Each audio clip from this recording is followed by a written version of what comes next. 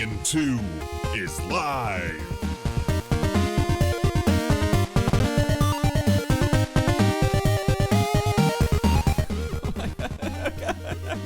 Oh my gosh. Thanks everyone for joining. If not live, then in the archive. Oh my god, Slayin 2! Right now you're currently listening to Slayin 1, title screen. Slayin 1 was entirely NES based. It was meant to be like an authentic NES soundtrack. Actually, it was the first game I worked on after Retro City Rampage, which was also a NES soundtrack. And I'm pretty sure I never actually asked how they found me. Hold on, let's turn this down a scotch. I never asked how FDG, who made Slayin, found me, but I think they just saw me talking about Retro City Rampage at E3, because the developer of Retro City Rampage, Brian Provinciano, invited me to come to E3 and help man the booth. And so while I was there, I guess somehow I managed to gain the attention of FDG Games, who are currently making this NES mobile game called Slayin.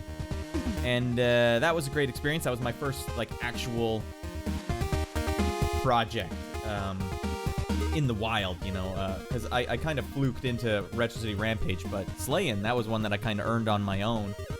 And, you know, it all snowballed from there. Here I am now, wearing even a Slayin shirt. They gave me a Slayin shirt. FDG did. That was pretty rad of them. So check this out in the background. Little fun stuff. This is going to be a fun stream, everyone. Originally, Slayin 2 was just meant to be kind of a follow-up to Treasure Buster, which was the developer of Slayin. The next project he did was Treasure Buster, and I also scored that.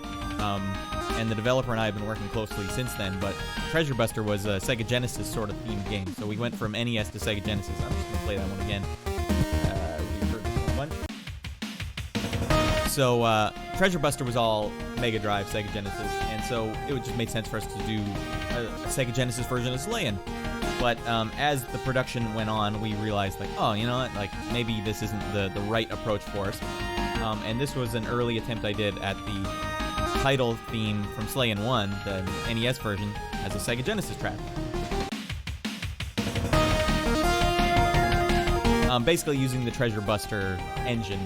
I'll call it engine. It's like the certain presets and stuff I loaded up. So that's fun. This is going to be a fun stream where you learn all about the wackiness of creating video game music for a living.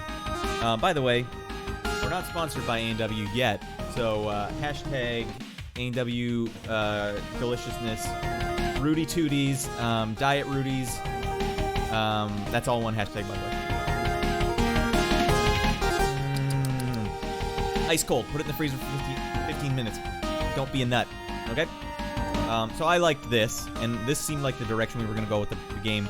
But I don't know what happened. At some point, we just decided... Oh, actually, no. Here, what it was a good friend of mine, Snappleman. He's a video game remixer. He goes way back in the scene. And he does rock remixes of video game music, and he does his own music as well. He's composing music for video games. Also, he's a monster, super good musician, and amazing composer. The guy can make stuff so fast. So he actually wrote a guitar rock arrange of my Slayin 1 main theme, and I sent that to the developer just as a kick. Hey, check this out. A guy I know wrote this really rad track based off the game we did. And he started suggesting, this sounds really good. What if the game just sounded like this? And that to me was wait, I used to write video game rock arrangements too back in 2005.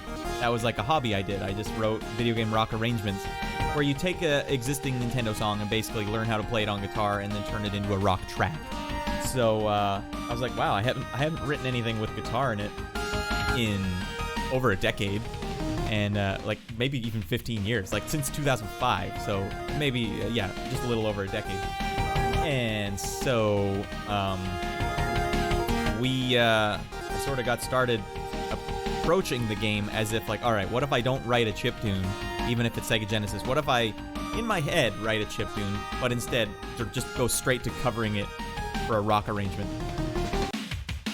And so that was kind of my approach to this, was like, all right, what if I'm writing chiptunes in my head, kind of by default anyways. It's just the nature of how I write music. It's very loop-based and, like, you know, it's recursive, and you sort of analyze bar after bar a million times over until it's like this weird, super technical, detailed thing. Ah, Dwelling of Duels, welcome. Yeah, the Dwelling of Duels in the chat right now. That was it. I was all doing rock arrangements for a monthly competition called Dwelling of Duels. We're in the chat. Wow, this is surreal. This is crazy. So anyways, I basically used Snappleman's track, a cover of my NES track, as the basis for how do I write rock music now, because it's been so long.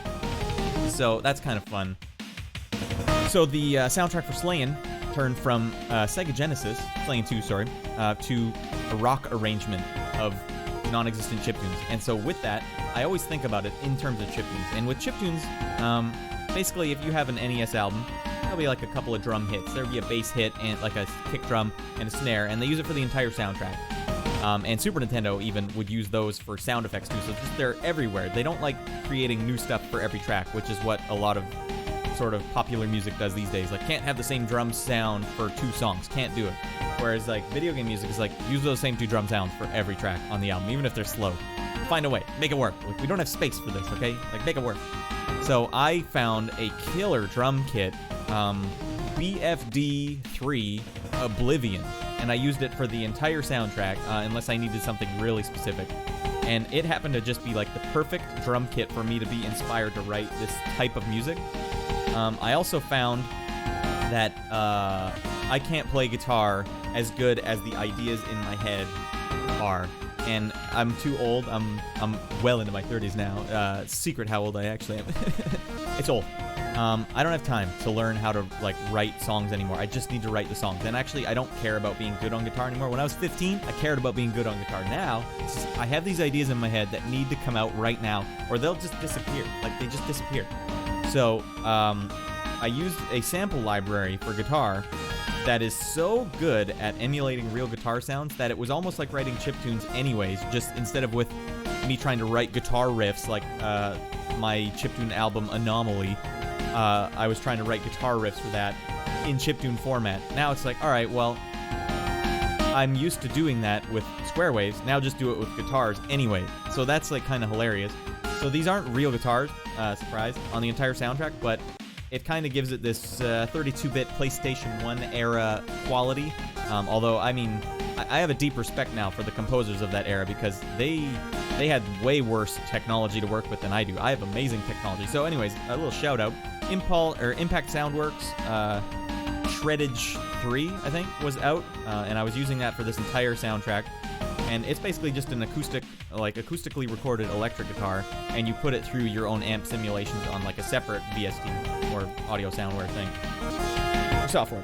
So, with those two things combined, I found some synths that reminded me of the PlayStation era, and just like, that was it. That's my soundtrack now. This is how I write a rock chiptune album, or rock album with chiptune mindset. It's like, I have my drums, they're going to be in the entire album. I have my guitars, they're going to be in the entire album.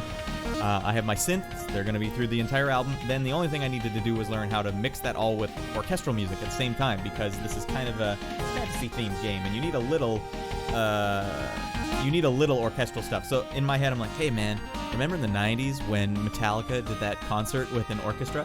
I remember I woke up at like 2, no, I was up late. I don't know what I was doing. I think I was playing Gran Turismo, and like I just couldn't go to sleep because I was trying to get S rank and everything, and this Metallica thing came on TV, and I just stayed up till like 3 in the morning watching it, and it blew my mind how well they mixed metal, or like, you know, Metallica, if you're going to call it metal. They were, at one point, quite thrashy, but at that point, you know, they were like pop metal. So they mixed metal, though, with orchestra, and it sounded amazing. Menta, thanks for showing up, and I appreciate the feedback. That in my mind was like, it can be done. I can do this. It's never been a better time to write music as a composer than right now, because the technology we have is like, it's out of control good. The only thing you have to deal with is Windows 10, which is like, hey, we're watching you at all times. Don't do anything illegal on your computer. Windows as a service. Like, I can go on a whole other thing there. That'll be another stream. Right now, I was like, it can be done. I'm going to try it. So I bought insanely expensive orchestral sound libraries, and it's like, I don't know who's buying these libraries, if you have to be like Hans Zimmer if you're able to afford these things, but one was on sale, and I had just been paid from another project, so I'm like, all right, the term future-proof keeps ringing in my head. It's like, I gotta future-proof myself. Like, fine. I'll get these samples, these orchestral samples, and I will attempt to mash this all together. And 3 years later, we have a soundtrack that, usually after a soundtrack is done, I go back and I listen to it, and I'm like, I should have changed that. I should have changed this. But this is one where it stood the test of time, and I've been listening to it for almost 3 years. So I guess that means I'm happy with it. I'm not saying it's good. I would never be that guy that's like, hey, this is the best soundtrack ever made. But if my ears aren't saying like, oh, you gotta change this is awful, then like, all right, I think I achieved what I was hoping to do. So, with all that said, here's my format. You guys can tell me as we go if this is annoying or not. I'm gonna play the tracks with my mic muted, and I'll just have like the little background here. And then we'll come back, and I'll maybe go to another one, or I'll talk about what I liked or disliked about that particular track, or the next one coming up. In between tracks, if it takes too long, if that's annoying, any feedback's helpful, because I've never done this. Actually, I was so nervous before I hit the go live button on this. It's already nerve-wracking to hit the go live button anyways, but like, I had to make all these graphics in the last 2 hours. They could all fall apart real quick, so I mean, we might just be looking at a Winamp and saying like, hey, here's the next track. Anyway, so the alternative would be to me talking over the songs while they're being played and giving my insights live, and that'd be the faster approach if it's taking too long. So maybe we'll do a mix of both. But in any case, let's start at the beginning. Let's tone that down. All right, now this is already like, I'm gonna have to fandangle some stuff here. All right, you stop. All right, so we're gonna do the first track here. This is the I guess the intro to the game, the attract mode, and it had a bunch of sound effects built into everything, but you won't be able to hear those sound effects here. I was debating whether or not to just play you a video from the game with the sound effects, but I might play the game after as well. So I mean, if you don't watch it live, catch it in the archive, or just play the game and the sound effects will be in there. That's the other thing. I made the sound effects for this game too, which is pretty crazy. I actually make more sound effects these days than I do music. It's it's a weird world that we find ourselves in, but needless to say, here's the first track in the game that you see, the attract mode, and I think this is what I want here. Yes. Okay. Ha! Okay, so far, so good, everyone. All right, I'm going to mute my mic so you don't hear me sipping my Saudi pop.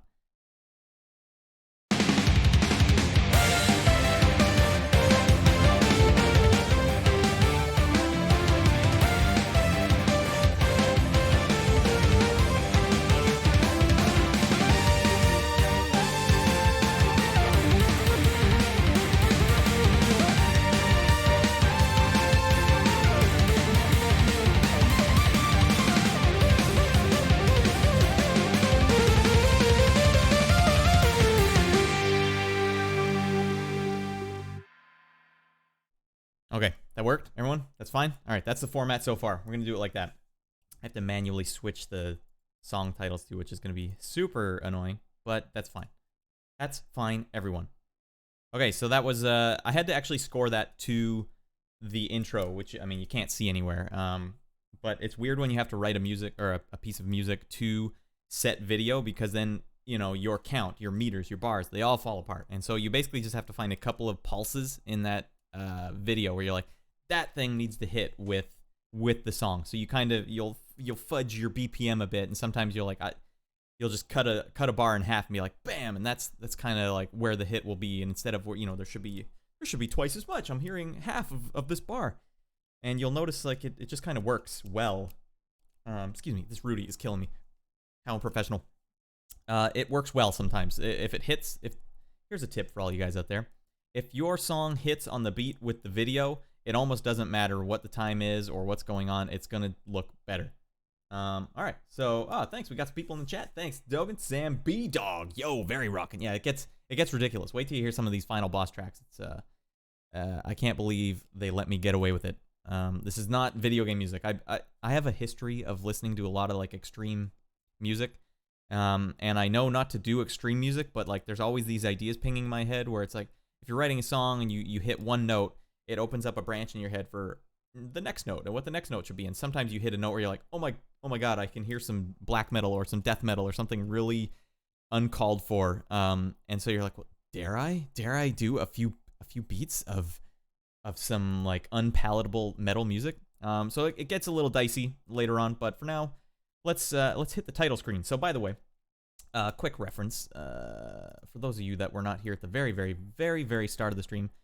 I wanna, this might actually help. The composer or the developer, he was such a great guy. Reggie Thomas Schreiber, super cool dude. He makes great games. Check out his games. Oh my God, check out this game. Check out his work. Check out his Twitter at PixelLicker. All right, so I want to show you guys real quick Slayin 1 title screen. So this is Nintendo music, by the way. I came up with this riff in the shower.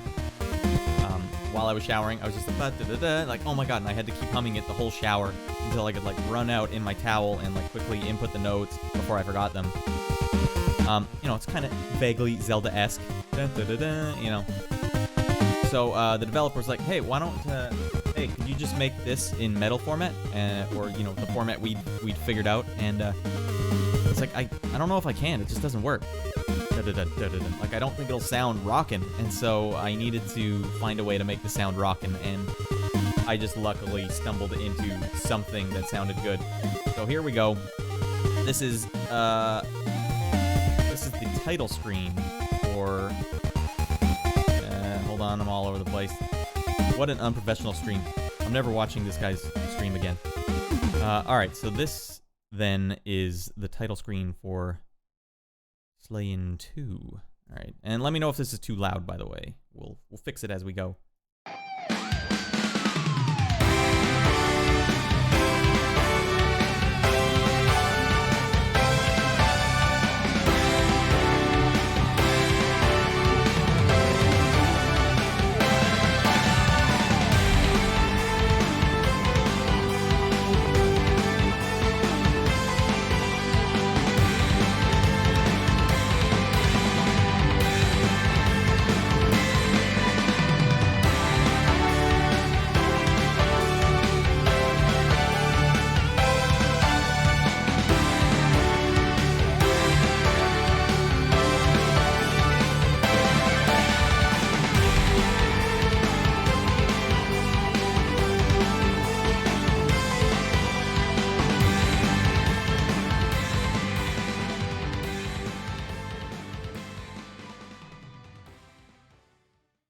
Good Lord.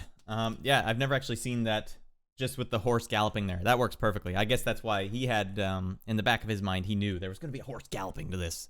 Because when I wrote it, it was just it was a very different title screen. Didn't have the horse galloping there. Thanks, Dogan. He says, nailed it. All right, so this is going quicker and better than I was hoping. Things are not falling apart as rapidly as they seem like they might. All right, so here's the next one. This is the Overworld, the map song, and the thing with this track was this was actually one of the earliest tracks I wrote for the game, and originally it was all FM. It wasn't. It was FM synth, and it had no lead guitar in it. And at the time, I was mixing FM with orchestral instruments because that in my head was like, all right, well, if we're gonna have to do something that's like not quite FM on its own, as Treasure Buster was, like why don't I try and mix FM with orchestral music? And so I'd written this track that was FM and orchestral, but then we decided, no, it's got to have guitar in it. So I basically just took the riffs that I wrote in FM and transcribed them into guitar. And this was kind of like a really early track in the game where I had the guitar and it all worked out. And it's like, oh my Lord, I can't believe this is piecing together in eerily comfortable ways. So this is basically my Metallica moment, playing lead guitar and I guess a bit of rock with orchestral samples that cost me a lot of money, but I'll let you guys decide if that was worth it or not. And let's see if the title's there. Overworld to a Hero's Journey.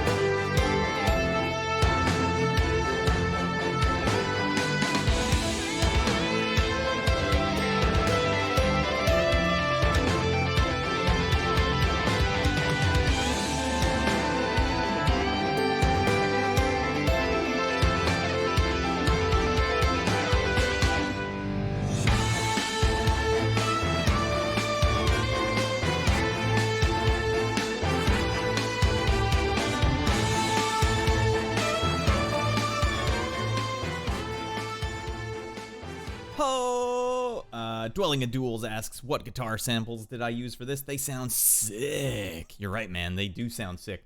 The samples I was using... Hi, everyone. Welcome back.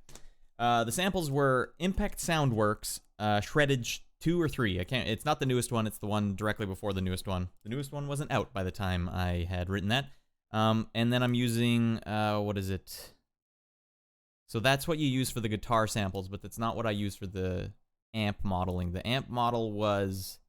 It's something stupid. What is it? No, grid. Something grid... Positive Grid FX2 or something. I can't remember what it was. It was on sale. Bought the whole shebang. Amazing sounding amp modeling. I mean, Dwelling in Duels, you're in the chat. You know, I haven't made any Dwelling in Duels in like 15 years. And the reason for that is I had a Pod XT, the Bean. And that, for people that don't know, it's like a guitar amp simulation thing. So you don't have an amp and a cabinet, but you plug your guitar in here and it runs it through impulse responses to make it sound as if it's coming out of a guitar amp. So it sounds good. It doesn't sound like butt. If you just plug your guitar straight in your computer from your distortion pedal, it's going to sound awful. There needs to be some sort of amplification there. Diet Rudy's, sorry. What an unprofessional stream. Yeah, I hadn't been writing any guitar music for so long because my pod, I updated the firmware. I was like, oh wow, you can plug it into your computer with USB, which was kind of new at the time, and it was like, update your firmware? Like, hey, I'm like, yeah, okay, I'll update my firmware, and it removed one of the amp cabinets, the rectifier preset, entirely. I guess they got in trouble for having it in there or something, and all of my presets were based on that cabinet being in there, so I basically lost all of my presets I'd written all of my Dwelling in Duels tracks for, and so I just gave up and said, you know what, guitar is great, I love it, but I just want to write music. So that's why I basically did chiptune music for the next 7 years until Retro City Rampage, and I got onto doing video game music, and then eventually came back to writing guitar music without actual guitar. Crazy stuff. All them hero vibes, says Sam B Dog. Thanks, man. That's the idea. You're thinking world map. It's got to be a little heroic. Okay, so we're humming along. We're clipping. We're at a good clip, I should say, rather. All right, so the next track is from the first level in the game, and these are guitar samples. These aren't real guitars, but this was the only instance in the entire soundtrack where I did use real guitar for a pick slide. I do like a 3-layer thick pick slide on my own guitar. And that starts this track, and that was the only thing the developer said, like, yeah, I want this, and he didn't even know what to call it, like, that sound. He was like showing me clips from other tracks. I'm like, oh, you want a pick slide? Like, yeah. All right, so let's have a pick slide. This is actually the first track I wrote where we'd approved this template, like the way the game is going to sound. This is the first track, so this is basically 3 years ago, and then everything from that like just starts snowballing, and I keep adding to it. So this is maybe a bit of a raw track, but it actually works really well. It sounds like it fell right out of like a PlayStation era game, in my opinion. Dogen says, man, RCR had such good music. Thanks, Dogen. Or Dogen. Dogen. I appreciate that. That was a good time in my life. I got lots of anecdotes about Retro City Rampage. Anything you want to know, feel free to ask. This is just a fun, lighthearted stream. For now, we're going to check out Monsters Spotted in the Grassland. And I'm going to mute my mic in a second. Sorry, this is so sloppy. I'm going to turn it down just a scotch, too. We're going to go down to 70%. All right. Enjoy.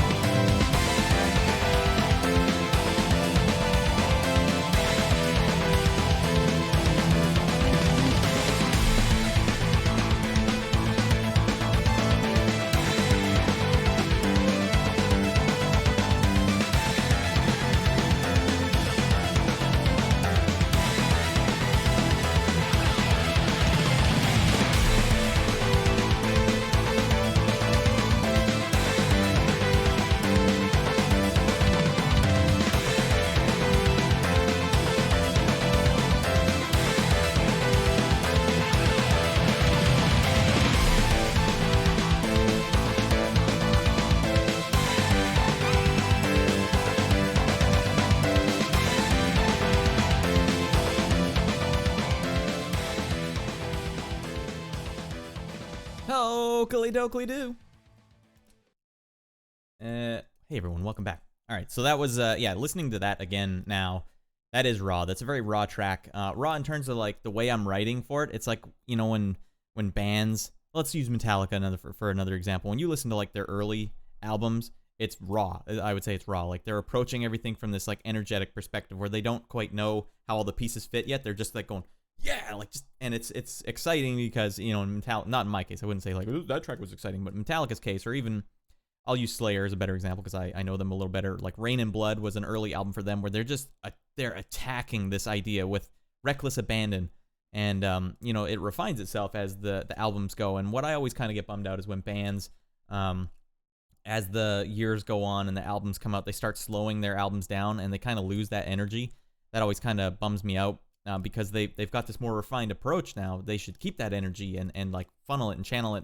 But you know, Metallica is actually a great example when like the Black album comes out and you know, they have bigger producers that I remember there was like a documentary that came out about Metallica in like 2000 or something.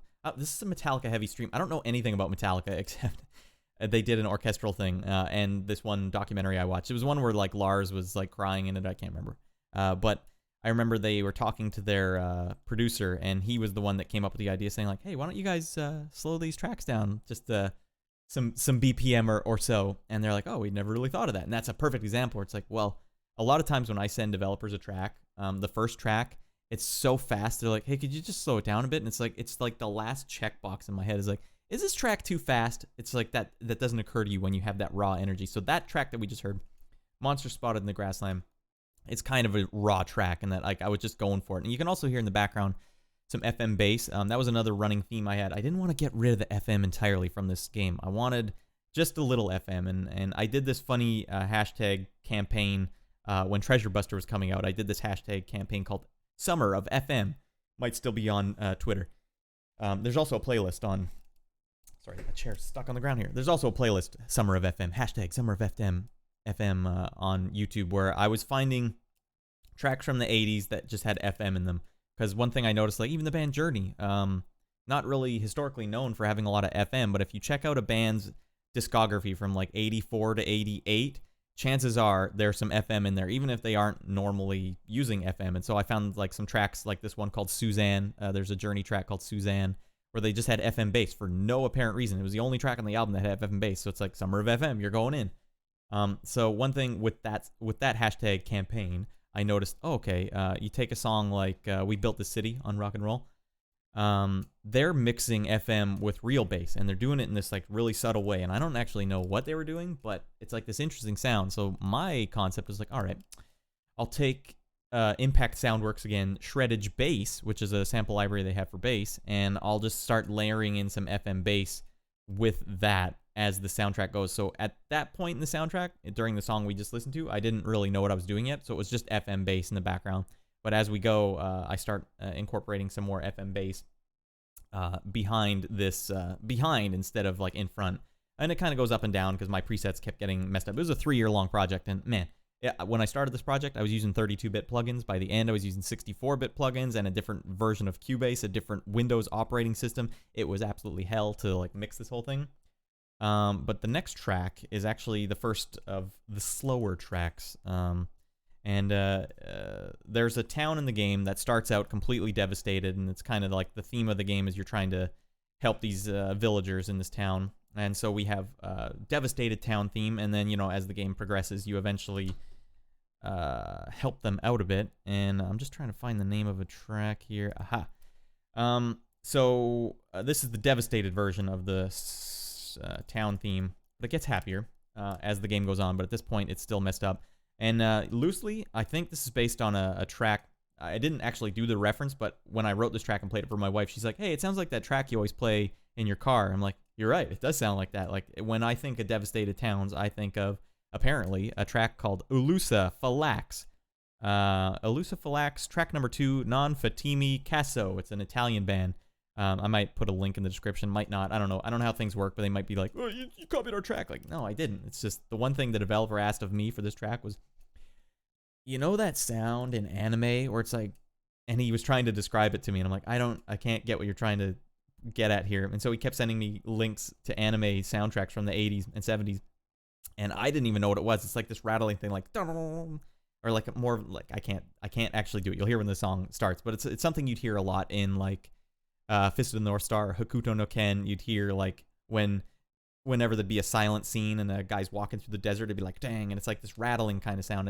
It's called a vibra-slap, and I had to find out how to get some vibra-slap sounds in my tracks. And it turns out I actually had a sample library with vibra-slap in it, an East-West library I bought like years before for like $500 because it was on sale from like $1,000. So I'm like 50% off. I'd be losing money not to get this thing, and I barely used it ever until this soundtrack and some of the other ones. That wasn't even the expensive one that I bought, but hilariously, it had some vibra-slap in it. And so when I was researching on the internet, like, where do I find some vibra-slap sounds? It said like, oh, this sample library you already have. Oh, okay. Well, that worked out great for me now, didn't it? So this is a devastated town. And in fact, I'm kind of thinking Fist of the North Star in the back of my head, like, oh, these people, they're having a rough go of it. And so what might that sound like, you ask? Let me load this up. Sorry, this is maybe not the smoothest transition, but hey, you get what you're paid for on this stream. All right, here.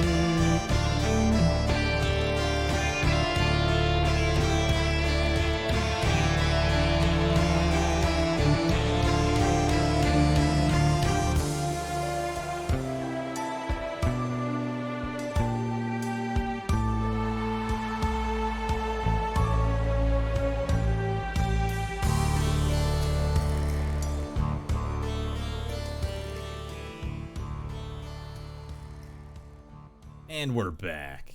All right, so yeah, I forgot. Oh man, on my system, this is spelled incorrectly. Spelled correctly on the actual Bandcamp release, but yeah, without like spell check, you know, it's just I can't spell certain words. I just can't. But that's the devastated town with an A. So yeah, you know what I'll do for all those that are like super curious.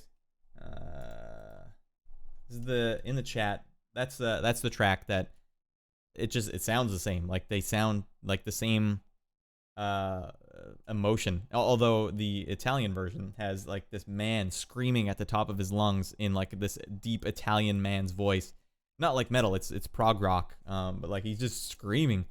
And I've always liked that track. And you know, I kind of pride myself in finding weird tracks that aren't normal. So that was one that I I found, and you know what what I've been doing is when I find weird tracks, I copy and paste them and put them into like a separate folder. Say like, don't ever forget about this track. And so that's why my wife had heard it, because it ends up being played in my car kind of a lot.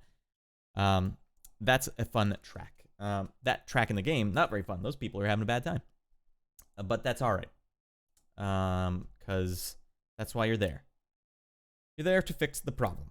All right, so yeah, that one that had some piano in it, that had some vibra slap. If you guys heard the vibra slap in there, had to slow that one down. But the thing is, yeah, with these guitar samples, like I was actually really able. I played a lot of that live, except for like the really really fast parts on the keyboard, and it's when you write chiptunes for such a long time, you have this problem where you can't go off time. It's so syncopated, it's so quantized. But then when you get real instruments, you find out, man, you can go way off time all the time, and no one will know, and it actually sounds good. Because I'm playing on the keyboard live this guitar solo sample, and you know, they've got it set up so you know, if you hit the keys lightly, it'll be a palm mute. If you hit it hard, like the velocity is like it's a harder sound. And if you hit it lightly and then hit notes for like a portamento, like it'll actually do a pretty good slide. And a lot of that stuff I end up playing live, and then just fixing a little after the fact, which is one of the greatest things of, you know, the people from the 70s, all the DoD guys too, like the fact that you guys can play stuff live, like I can't, because I'm such a chiptune guy that I need to edit after I've recorded. I need to edit something like, oh, the drums, I want to change the drums, and then once you change the drums, you're like, oh, now they don't match with all the little beats, the nooks and crannies of, you know, so you end up like, I'd have to re-record my guitars to fix the new little bits and pieces. Anyways, I'm kind of getting off on a tangent that I don't even need to be on. Let's go to the next track. This is also an early track. This is basically the next track I did after the Grasslands track. And I assure you, they do start tightening up. Things start getting pretty dang tight, but this is basically the last of the raw tracks. And again, this, you know, my rawness ends up just sounding a lot like PlayStation era games, as far as I'm concerned. So let's check that out now. The hero's quest begins in the forest, which is true in the storyline of the game. That first level, the Grasslands, kind of a tutorial level. So this is like the first one where you're like, let's go. And with that in mind, let's go.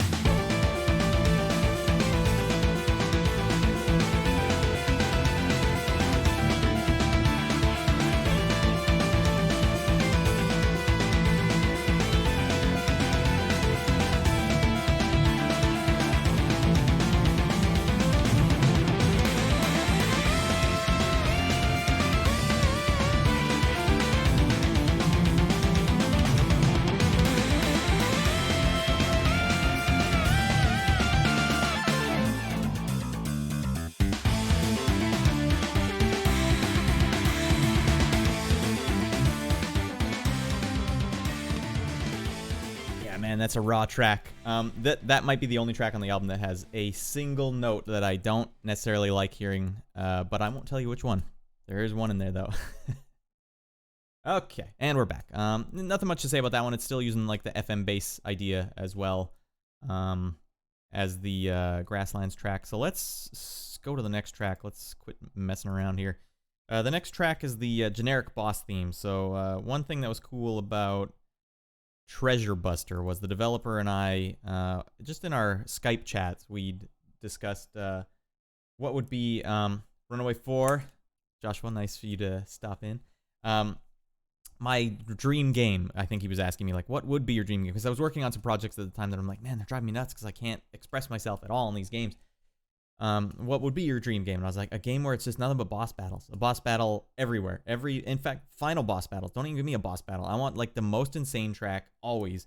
And I want it to escalate. And I just want it to keep escalating until you've basically reached the maximum bossness that you could actually get to. So that was with Treasure Buster. He was like, all right, then we'll do a boss battle, like a different boss battle theme for every single boss in the game, which is kind of unheard of. So every boss had its own theme song, I guess. Like, and the way he put it, which was really cool, I'll never forget this. He's like, all right, I don't want the boss to have a theme. I want the battle to have a theme. It's like, okay, so like, it's not the boss's theme, it's the battle of the boss. So that incorporates your character as well. So there's kind of this give and take of like, okay, the boss is scary, but the character's heroic. So you get these like sort of spiraling heroic boss sort of vibes. And that's kind of what I've done with this track, but it's just a single boss track. But the only reason I brought up Treasure Busters because that's also a great soundtrack. Same developer. Check it out. By the way, guys, this game is on Switch, which is ridiculous. Ridiculously cool. So check it out on Switch. That was actually late in development. Their FDG and the developer are like, let's do it. Let's pull the trigger on Switch. And so it was going to be PC only, and now it's on Switch, which I think is so much better for the game. A much better home for it. And yeah, I don't know why I brought that up. I feel like I should also be promoting the game. Check the game out. My gosh, I keep looking at the camera right now because it's sitting on this roll of packing tape that it could just fall off at any moment. Unprofessional stream. We'll tighten it up, guys. So here's the boss track. This one reminds me of Blotted Science, which is a band with the Cannibal Corpse bass player and the guitar player from Spastic Inc., Ron Jarzenbeck. And some drummer from Behold the Arctopus. So it's like the super tech metal band, but they did it all online only. They sent each other the files. They never really met or practiced in person. And they had this way of recording their tracks where it's like, all right, the bass and the drums are going to play the same thing, and the guitar, they're all going to play the same thing. It's like really technical, syncopated stuff. And as I was making this track, because I'm learning how to use Impact Soundworks Shreddage 2 as I went. Like, I had no idea how to do this. I actually didn't know how to like write guitar stuff. Like, I know how to write it in my hands, but like, what does it look like when you're putting note for note? Like, I don't know. So as I was writing the power chords for this and syncopating everything, I'm like, man, it sounds a lot like Blotted Science, which was their like fun side project. Cannibal Corpse played in Vancouver once, and I went to see their show with the Red Chord. I noticed at one of their tables there was a Blotted Science CD, and I'm like, I gotta buy that right now because I don't want to order it because I'll forget. Like, I gotta buy this here at the show. So Cannibal Corpse's bass player is in Blotted Science, but he never actually played with the band live. Anyways, that's just some fun, nonsensical information to know. Not that this is super metally. Well, it actually gets kind of metally. Well, you decide. I don't know.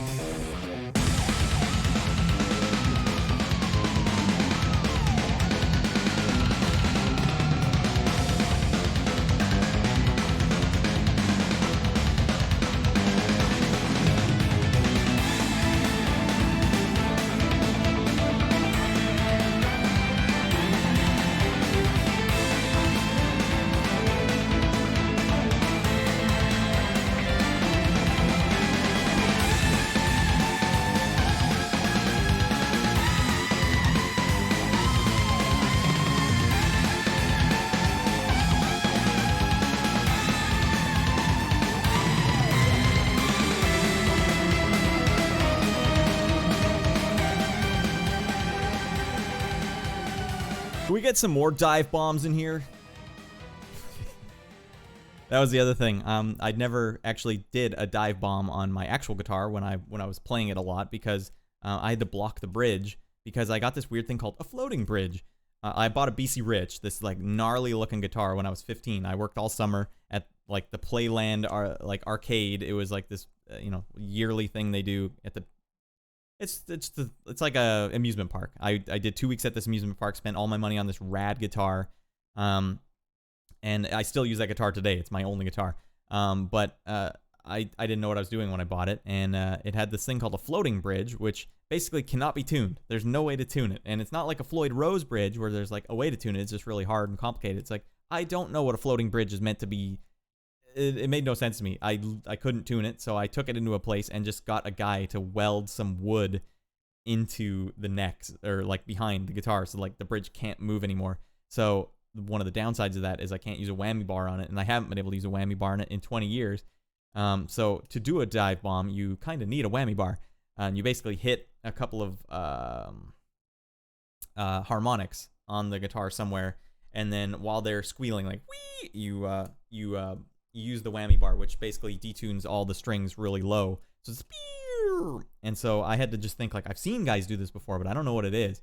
So I had to find out, like, okay, with Impact Soundworks, you can make harmonics. You can do that. So I had to just find, well, I don't know, how would you do this, you know, with these sounds? So I had to use pitch bend in, like, automation instead of using a whammy bar. But it worked out really well. And the reason we wanted to do dive bombs in the first place was because the developer was like, okay, you know what's a great soundtrack? And actually, one of the other things that he was like, I want my game to sound like Dodonpachi, which is this shmup, a space shooter game that has this ripping soundtrack. It's out of control. It's an arcade game, Dodonpachi. Check it out.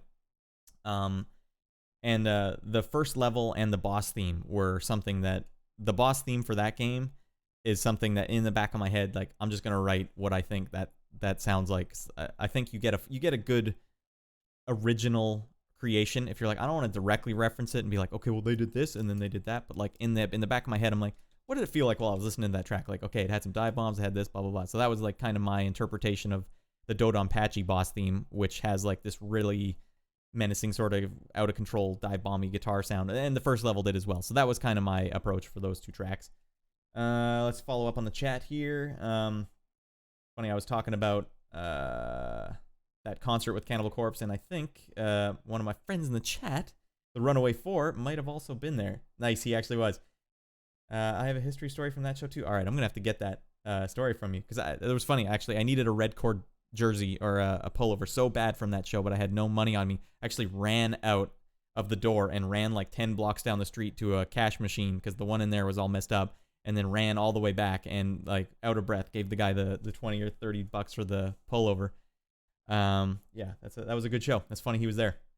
Best shooter of all time, Dogan says about Dodonpachi. I agree with you. In fact, that first level it might even be the best first level of any game ever. Like, I just like playing it so much, and that soundtrack is a big part of it. I did it on stream, Rad Plays arcade games. It's on this channel. That was one of the first ones. I'm like, okay, I'm going to do arcade games. Dodonpachi has to be on that list. All right, so, I probably should have attached this one, but actually, okay, so when the boss gets killed, there's a stinger that happens, and actually, now that I'm remembering it, it's based on a stinger from Slayin 1, so why don't I play you the Slayin 1 stinger really quickly. Boss defeated, I think. This could go wrong real quick. So let's hear the Slayin 1 boss defeated stinger. Alright, so keep that in mind now. This is funny. What a goofy stream. The developer didn't ask me to do this, but I'm like, it might be a nice treat for the OG Slayin fans is, I won't even change tracks for this, but the boss defeated theme from Slayin 2 is...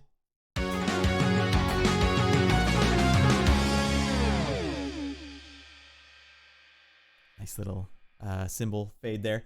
So yeah, that was, my history in writing music started with chiptune music, because I did that when I was still in high school. But then, like, immediately after high school, I started recording guitar remixes of Nintendo music, and I'm used to taking Nintendo music and writing a guitar version of it. It's kind of in my history. And so what I did there was I wrote a guitar version of my own chiptune, which is kind of stupid and, like, egotistical now that I think about it, but fun no less. All right, so the next track we're going to do, the next full track, is the Graveyard theme.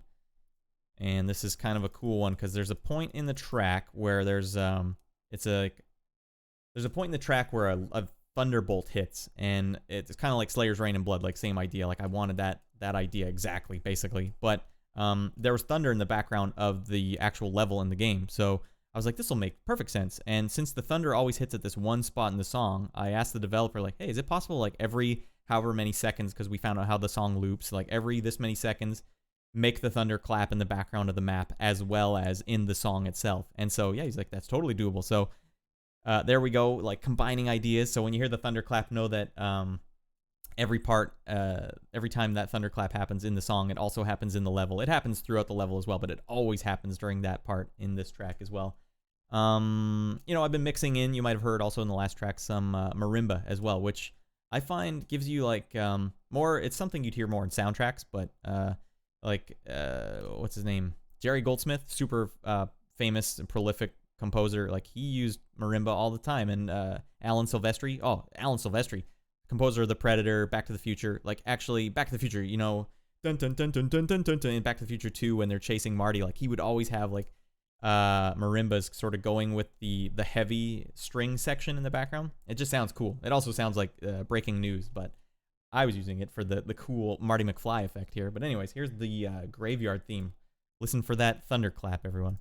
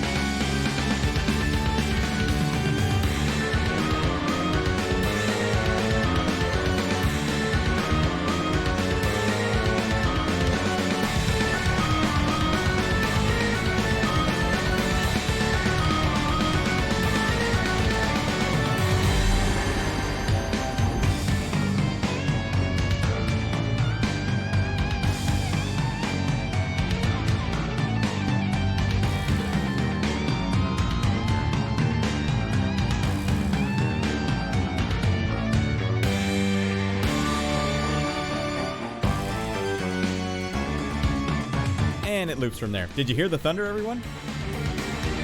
Joshua, you guys should totally cover this. That'd be out of control. All right, fade out already. Fade out, gosh dang it. You notice how that one had organ in it, like church organ, and my concept was like, all right, graveyards. I kind of wanted to make it sound like Symphony of the Night, Castlevania Symphony of the Night. And so there's a couple of notes in there where I'm hitting the, like, as I'm playing the parts live on the keyboard, the guitar parts, I'm like, man, this sounds like Castlevania Symphony of the Night, like some of those pitch bends and stuff. But I was like, all right, if I'm going to write something like Castlevania Symphony of the Night, they don't necessarily have that synth I've been using so far in the soundtrack in it. What they do have is a lot of organ and blah, blah, blah. So I'm like, all right, I'll just swap out the synths with the organ. And that worked out perfectly. And it gave it like more of a graveyardy kind of neoclassical vibe. That was the idea anyways. Love that guitar energy. Thank you, Sam B. Dog. All right, what's the next track on this? By the way, this is like, I'm like a third of the way through, everyone. There's a ridiculous amount of tracks in this game. I have a problem. I have a problem writing small soundtracks. The next one, there's so many grasslands in this game, but this one is the southern grasslands, which I can't remember which grassland it is. There's one that's like bug infested, and there's one that's I can't even remember what the other one is. But this is I tried to slow it down at this point. Like a couple of the tracks I'd written up till this point were pretty hectic and crazy, and the developer was like, all right, is there a way to do like some sort of like the next tier down, not slow by any means, but like just a little more tempered. I'm like, all right, I can do that. I can try. You've been a sport so far. That's the least I can do is kind of help you out with a more appropriate speed track. Tested in the southern grasslands.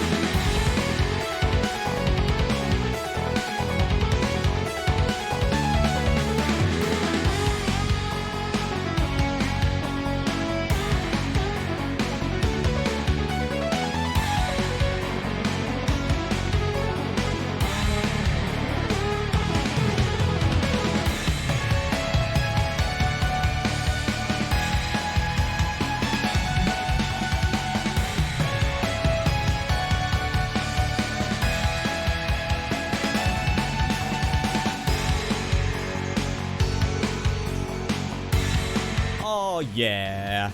Yeah, funny little thing about the solo in that. I was doing my best Doug Aldrich impression for sure. Doug Aldrich is the guitar player from Slayin. They did the Transformers song from the Transformers movie, the animated one, the one that you should think of when you think of Transformers movie. Doug Aldrich. I have a, check out on YouTube, Doug Aldrich Guitar Medley. It's something I wrote where it's every guitar solo from the 2 Lion albums just mashed into one long track. I tried to do it so it matches up on the beat, but check out some of his guitar solos. And he's got this way of playing his solos. It's very expressive. And not that I'm saying, like, man, that solo I did was super expressive, but that's what I'm trying to do is, like, whatever Doug Aldrich did, I want to do that. He has this riff he always does. It's like, that's what it sounds like. So I'm like, I want to write that riff, and I want to get that riff in there somewhere. So I kind of tried to do that as best I could. Runaway 4 is asking if it comes out tomorrow on Switch. Heck yeah, it does. And in fact, it might even be out. I don't know how time zones work and stuff, but on the East Coast, it's technically 12 o'clock, which is past, it's May 7th somewhere, right? So, but yeah, May 7th is when it's supposed to be coming out. Also, I have been avoiding mentioning it, but the Bandcamp release is out now. I don't want to pressure anyone, like, go check it out. In fact, I should just, like, start throwing out some giveaways here. I don't necessarily know how to do that, so if someone has a good way of, like, getting codes to people from a chat without making you give me your email in the chat, then we'll find out how to get you some codes, because I got hella codes, and you guys have been sports already, so I've done so much prep to get this all going at the last second. I'm like, oh man, I should get some codes as well. So if you guys have any ideas to get codes to you without, like, compromising your email address, I could just start spamming the chat. There's 4 people in chat right now, so here's a code for you and a code for you. But I don't know if that's necessarily the most elegant solution. But mostly, tell your friends. Tell your friends that Matt Creamer makes video game music and tries to stream as best he can. Word of mouth. What the heck is the next track here? Hordes Faced in the Lagoon. All right, so the Lagoon. This is where I tried to do, like, it's funny when you're writing music for games. Sometimes they don't necessarily give you a storyline reason for why you're at the location. They just give you a location. So it's like, here's the ice level, here's the fire level, here's the jungle level. So this was kind of the jungle level for me. So I kind of tried to make it a little tribal and a little, not tribal, but, like, I wanted it to be sort of, I don't know what the word is here, but, like, I didn't picture, like, rock necessarily. I tried to picture, like, more rhythmic in kind of a way. I don't know. That's what I was hoping. Anyways, you know, this is what that's, as an artist, that's kind of your goal, is like, all right, this is what I'm trying for. I don't know if I pull it off, but I'll let you guys decide, and I'll mute my son of a gun mic.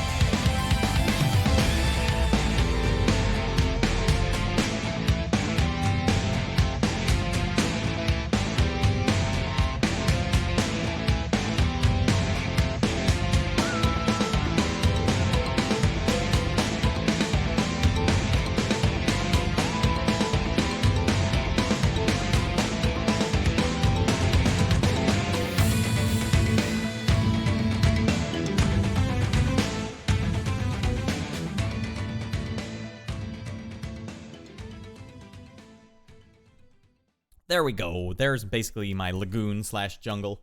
Little like Asian flute in there. I was like, this should fit in here, right? It's the shakuhachi, or I don't know how you pronounce it, but that was what I was using there. Chord progressions are for people who can't write good riffs.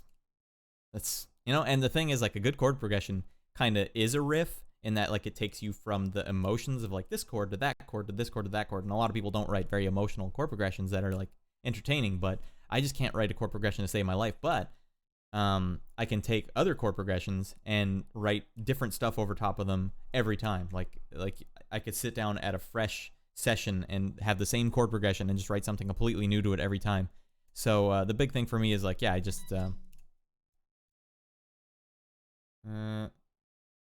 hold on one second, everyone. Little technical difficulty here. My wife just texted me. We're gonna take a 30-second break.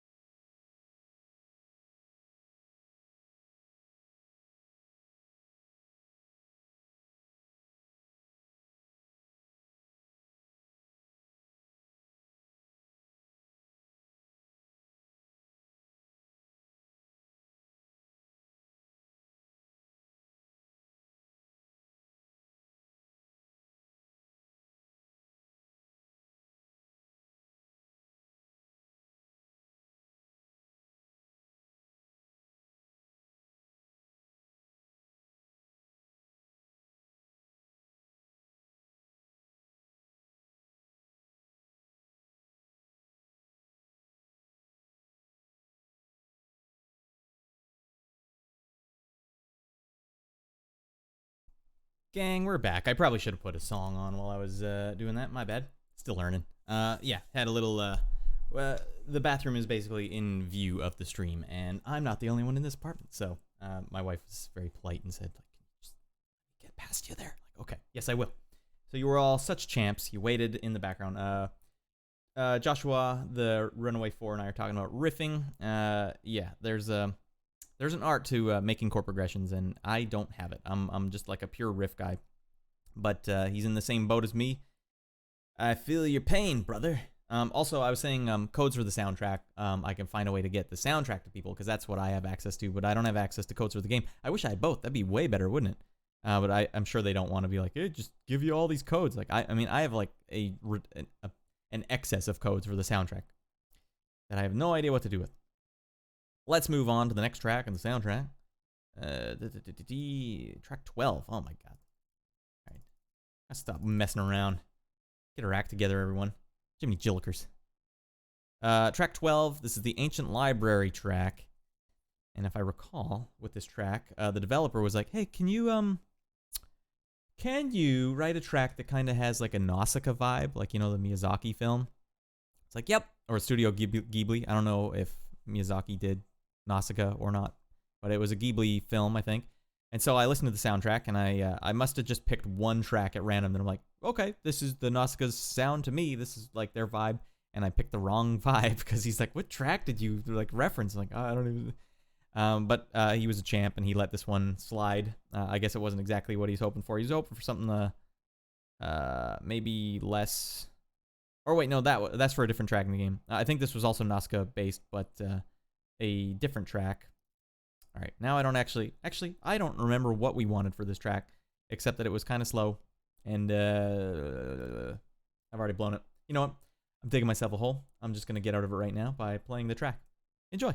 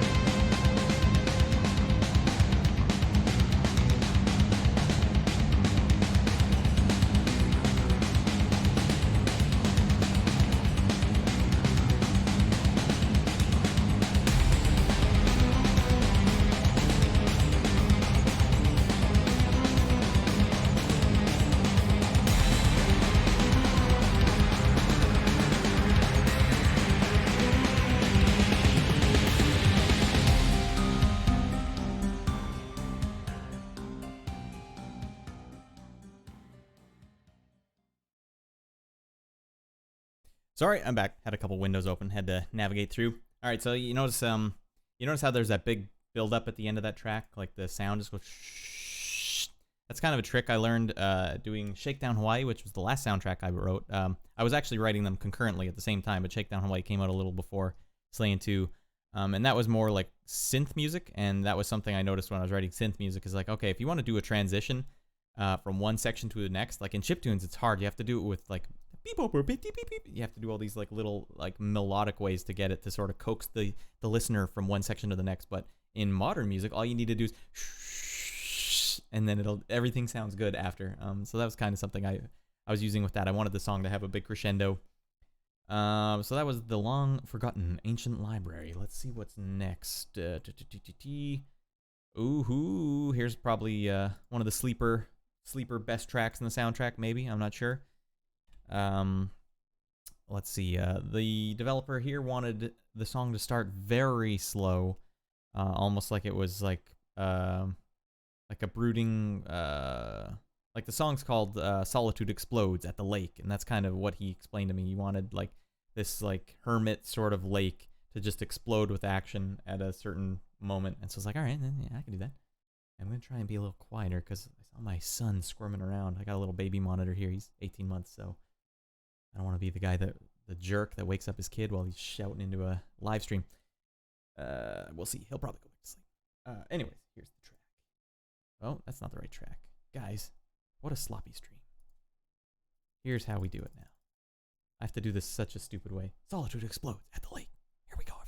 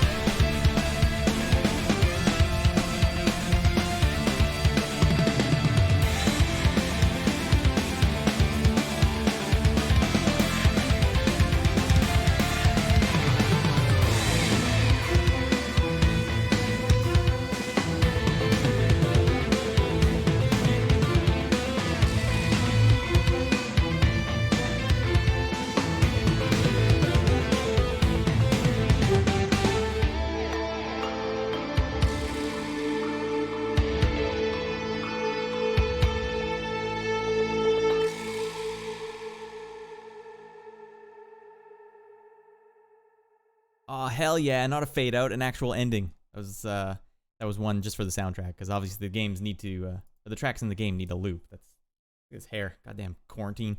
The tracks need to loop in a game. By Rexus is asking when the game will be released in the eShop, and it says May 7th is the release date, but I'm not sure when that actually means. Like, is that May 7th right at midnight, or is that earlier? The game was released in Japan eShop like 12 hours ago, but not in other regions. Interesting. Maybe Nintendo gets kind of like an early, because that's home base for Nintendo, so maybe they get like early releases or something. Not sure. Hopefully it's out. Hopefully I didn't blow the date. It's like, no, it's actually next week. Like, nightmare fuel. You're making good use of that vibra slap, as you can hear again in that track. It's all over the place. That was the developer and I talk about anime a lot, like old anime, and that was the name of the game for old anime. Vibra slap, and with little clip clops as wood blocks in there as well. Gotta get those wood blocks in when you can. They can sound surprisingly good. So here's kind of a fun one. The next track is my de facto cave theme. A lot of games. I've worked on so many games where it's like, we need the cave theme now.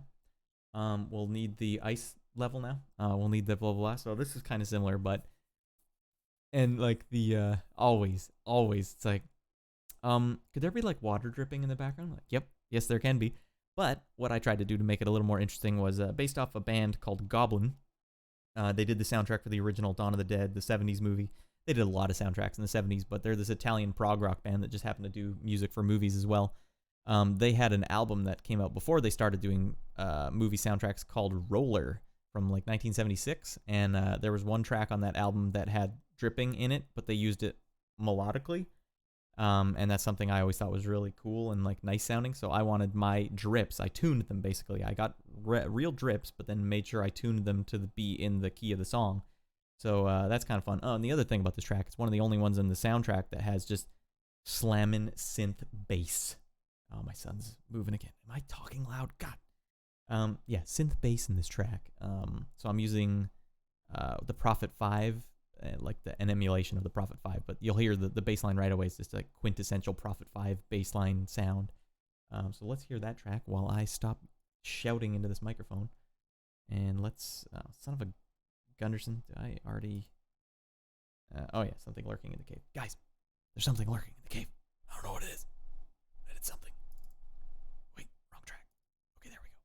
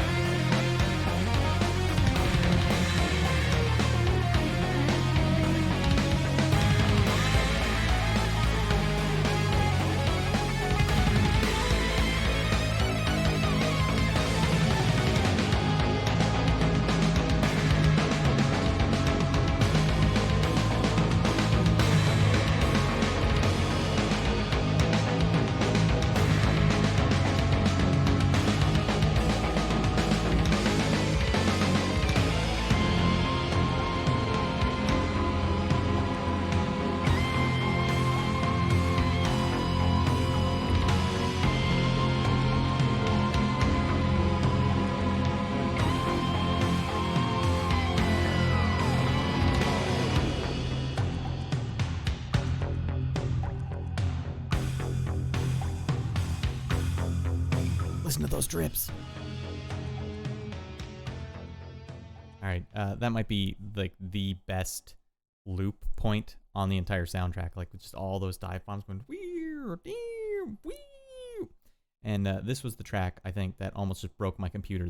Like you know how I said earlier in the stream, if you've been watching all 2 hours so far, earlier in the stream I mentioned that I changed from working on 32-bit plugins to 64-bit plugins during this 3-year period. I changed from Windows 7 to Windows 10 during this period. I also changed computers during this period to like an all-new computer, and one of the reasons I needed to change computers was the last computer I had was having trouble opening this project file in particular because I don't know if it's just a problem with like Cubase 6, which I was using at the time, which I also changed to Cubase 9.5 during the project, but when you open up like a duplicate of like say a guitar, so my guitar sounds are like they take up a gig of RAM, and if I want to just open up a duplicate, it would make it open up another 9 gigs for some reason. Like it wouldn't just use the same, I guess because maybe that causes hiccups or something, I don't know. But the problem was that you know how all those little dive bombs, I would basically load up a new instance just to get that dive bomb so it could trail off while new parts start riffing before it's done trailing off. And I don't want to, like, what you could do is just bounce that down to a, an audio file and then move to the next track using that same instance of your thing. Now that you have the audio file, you can record new stuff. Like, I don't want to do that because that just takes too long. And it's like, it's too hard to like constantly make changes to. So I was like, all right, I went from 16 gigs of RAM to 64 gigs of RAM. The new computer I bought was like, I just broke the bank on it. I'm like, well, it's a write-off, so I can write off some of this at least. Like, that was my mentality. So I bought the best possible computer I could, and it's such a beast. I'm still using it now. So that was in 2018, right in the middle of that project happening. Needless to say, I can now open up as many instances of frickin' Shreddage 2 guitar as I want without like, it would halt everything. My computer would just grind to a halt because of Cubase and me opening up all these like orchestral samples and guitar samples and stuff. It was quite a time. All right, so let's move to the next track. Let's quit goofing around. Let's start acting like a responsible adult. Swarms in the eastern Grasslands. So I guess this is the one that's more based on bugs. There's a, if you guys stick around to the end of the stream or watch it in the archive, there's a track that I wrote for this area that wasn't even on the soundtrack, even in the bonuses, because I like to release the bonus tracks, or the parts that I wrote but didn't get used in the game. I like adding them, but this track that will be at the end of the thing, I wrote, but I lost the project file. Like, I don't have it. I don't know where it is, so I couldn't mix it. So I'm like, all right, well, then you can't go on the soundtrack because I can't master you. So we'll play the raw version of that at the very, very end of the stream, just for you stream viewers. But for now, let's listen to the official Swarms of the Eastern Grassland track.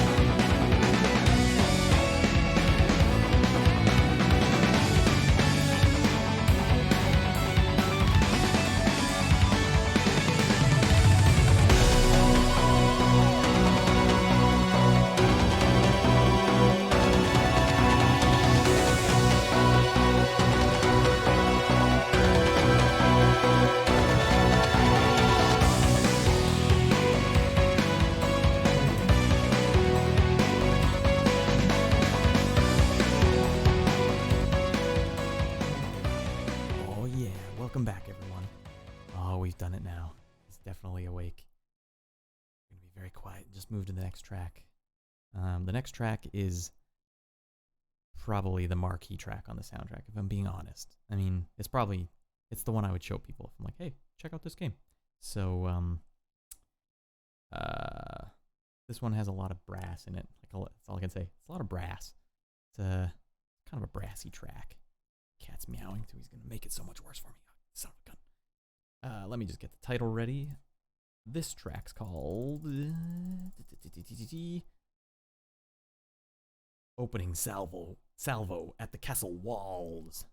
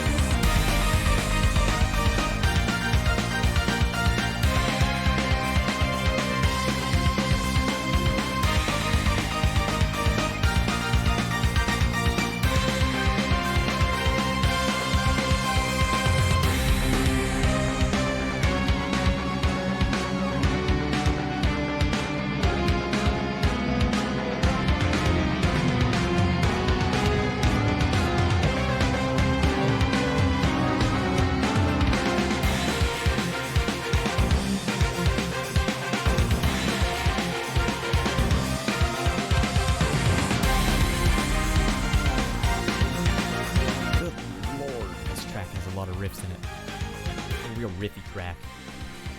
Riffed out of its mind. All right, he might have fallen back asleep. I'm gonna take it easy here. Yeah, I like that track a lot. That one kind of embodies everything I wanted with this track, and kind of what I've been wanting to do for a long time, ever since I heard the soundtrack for the game Total Annihilation by Jeremy Soule.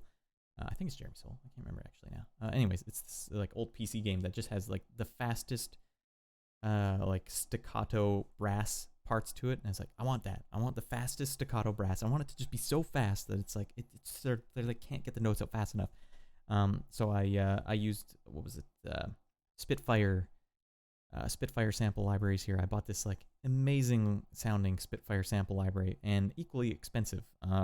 Again, I'm thinking like just future proof. So at least I finally got to use those samples in something, and I think it worked really well. And you know, to the Metallica reference, I keep saying Metallica playing live with an orchestra, like that was kind of like, that was my, all right, can it work? Can I do this? Yeah, so let's keep it going. I don't want to waste everyone's time. This is already a long enough stream. So, okay, you fight through the castle. Things are going crazy. And by the way,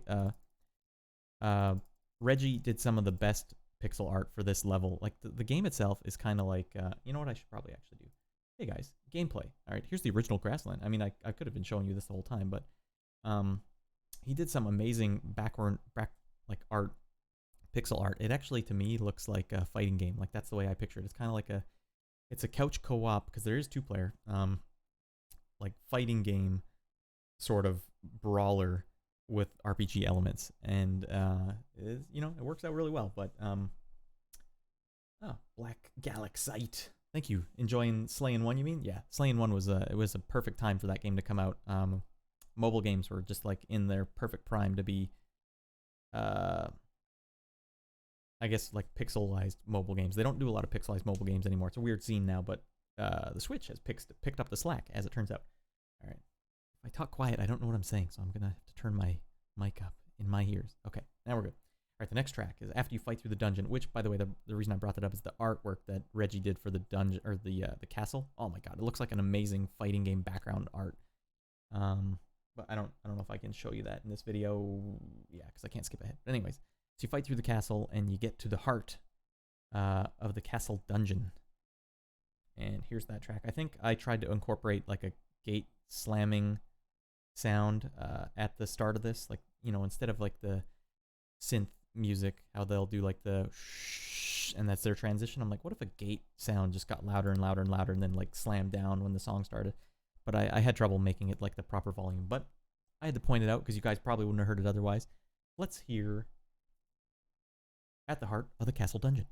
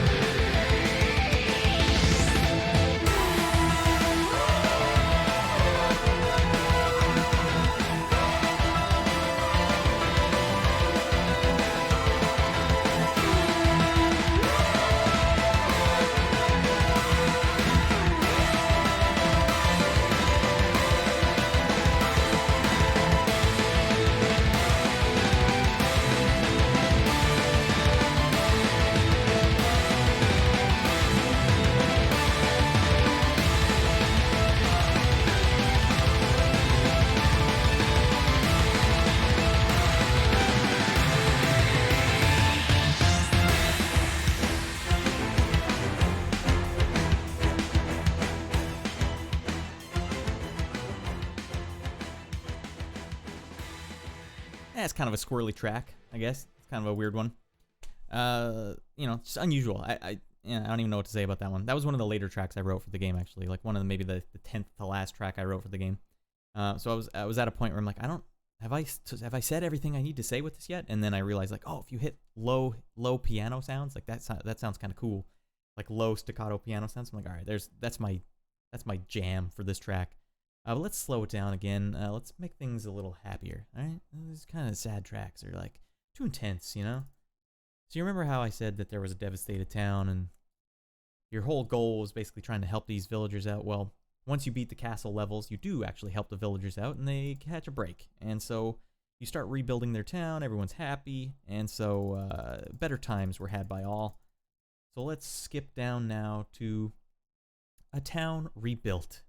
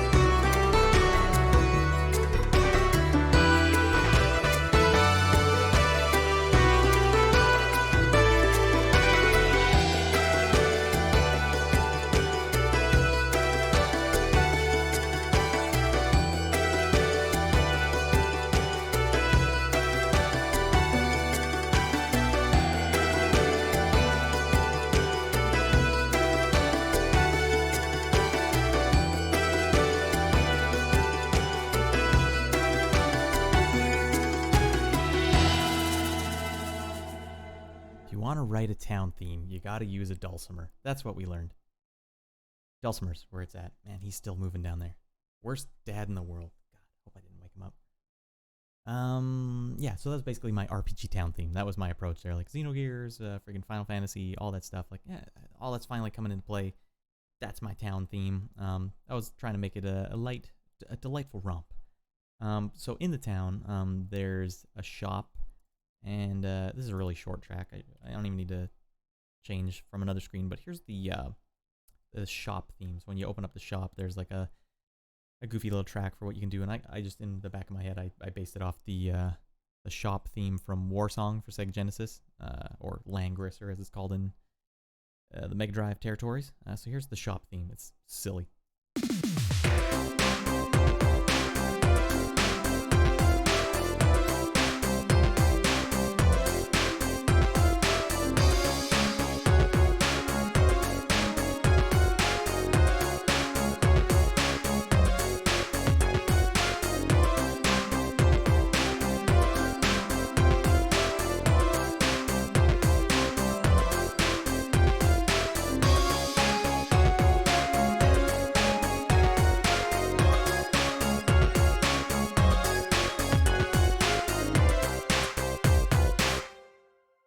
What a silly track. Using some synth. It's like, it's way out of place, but that's kind of the way, if this were a game in Japan, that's what they would have done. They would have made it like that. Like even Warsong is like, what? This game has such rockin' Sega Genesis music, And then at the beginning, when you're, you know, putting your weapons together and picking your troops and stuff, it's just this goofy synthy track. Like, that's exactly what I wanted. But then also, while you're in this happy zone, there's a Goblin Builders Guild, and they will rebuild the town for you for a price. And so you can use your hard-earned money that you collect in the game to pay for some new stuff in the town, like the shops and things like that. You know, RPG elements. And so when you pay to build something, this is the track that plays when they're building it together, concluding with a nice big high five. And the thing is, I was just thinking, home improvement theme, home improvement theme, home improvement theme. You tell me.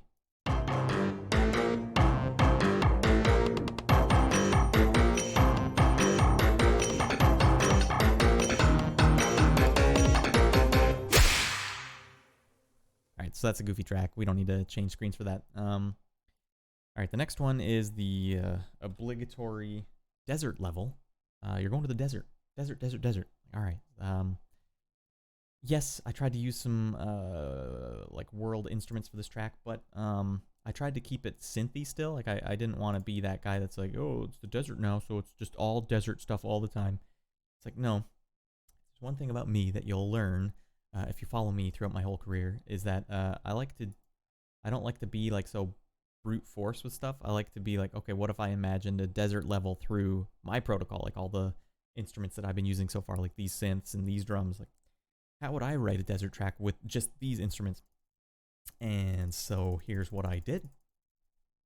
Let us all take a little venture to the desert.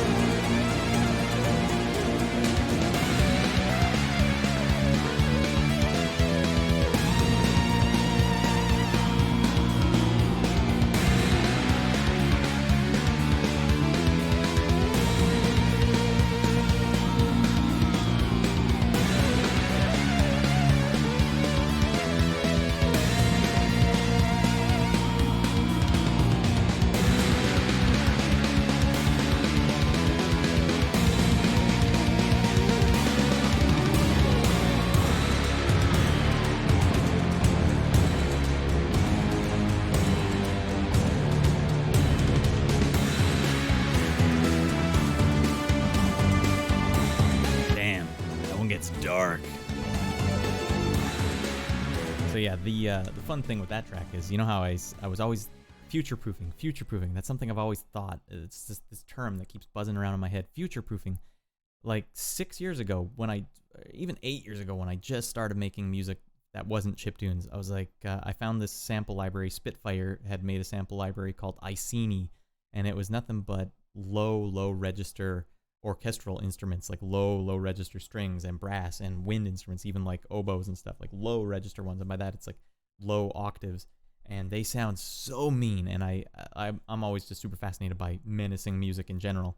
And so I bought it because it was new and it had just come out, and that's what they always do with the sample library guys. They're like, it's launch window. It's on sale, 30% off. Like, if I don't buy it now, then I'm gonna have to pay $60 more at some point in the future. So I bought the sample library and had never been able to use it. Like, there's a couple of songs on my YouTube from like 2012. One called "Behold Your Destroyer," I think. It's like just this one old track I made with like low register samples, and that was it. Like after that, I hadn't been able to use these, and so I had them on my computer for the longest time. And so when I got to the desert, I'm like, you know what I always think of when I think of the desert is like, you remember in like Stargate, whenever there'd be this ominous Pharaoh shot where they're like overlooking people and it's low register strings and brass just like brrr.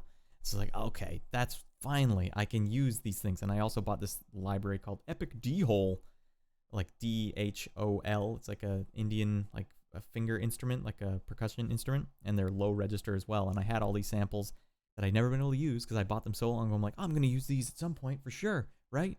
Nope.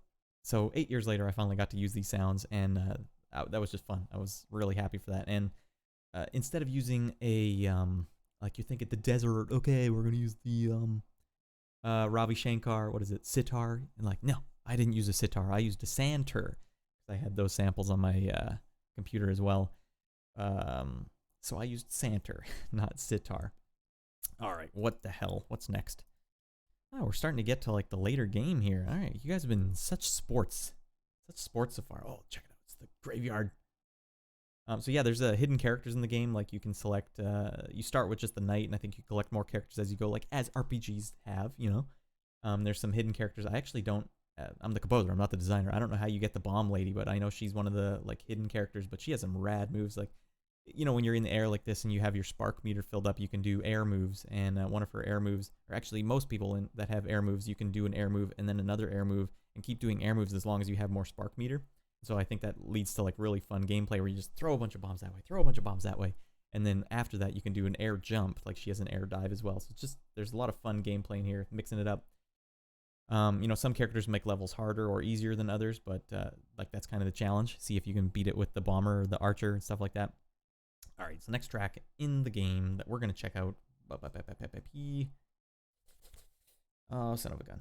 Don't ever use the scroll wheel for anything. You hover over stuff. What track are we even on? 22. 22. All right, this takes a split second. I have to click it 22 times.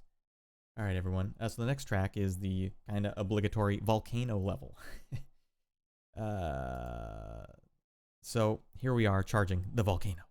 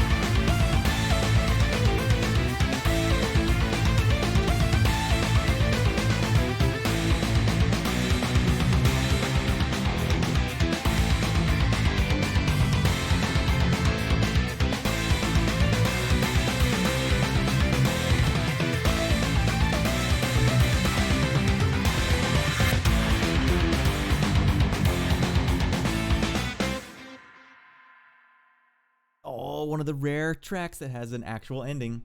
It's always more satisfying to hear an actual ending than a fade out. That was basically my dream track. Because whenever I was a kid learning how to play guitar when I was like 15, that was the track I wanted to write always, and I just couldn't. Like, first of all, I couldn't record it. I had no way to record something like that. Like I used to actually stick my old Ghetto Blaster up next to my like tiny practice amp and like hit record on cassette tapes. Like that was the only way I could record, and then I would record my riff onto a tape and then put that into another tape machine and hit play on that one, and then move that tape machine close so I could have 2 tracks recording into one tape deck. It was ridiculous. So this was like the track when I was 15. That was the track I wish I could have wrote, and it's so awesome now that I can write those tracks, and it's like that. It's never been a better time to be a musician. Like it just makes you like, it's hard to be bummed out about how good musicians have it right now. Like that is crazy that I could write that track without having to actually record any guitar. Just use the fiddly bits on my fingers and you know, come up with some riffage. Nothing but riffs. The thing is riffed out of its mind. Okay, so the next track is kind of maybe one of the more it's kind of an like eclectic track. I don't quite know where I would put this one. It's a weird one. I don't even know. Maybe I shouldn't even set it up. It's I tried to mix like sort of brass instruments like saxophone and stuff, like, but with low register piano sounds, and so you know, I don't know if that works out for everyone. But you know, the thing, even with that last track too, you notice how I'm always escalating. Like every track has to escalate to this like ridiculous degree where like the drummer's just like losing his mind and like everything's losing his mind, and that's the crescendo, and then the loop back to the beginning. One of the reasons the developer it always kind of lets me off the leash with this stuff is because he's had to hear me complain about other projects I work on. Not about the project itself, but just that I write music that way. Everything has to escalate, and some projects I work on when they're like, we need there to be no crescendo. It's like a does not compute moment. So there's like an outlet here actually where it's like I actually take it to a degree that is almost irresponsible. But and that's just the soundtrack in general as a whole, not necessarily this track or the one before it. But like I feel like that's what I'm always doing with these tracks. Hopefully that's fun for someone. The next one is Remains of the Burned Forest.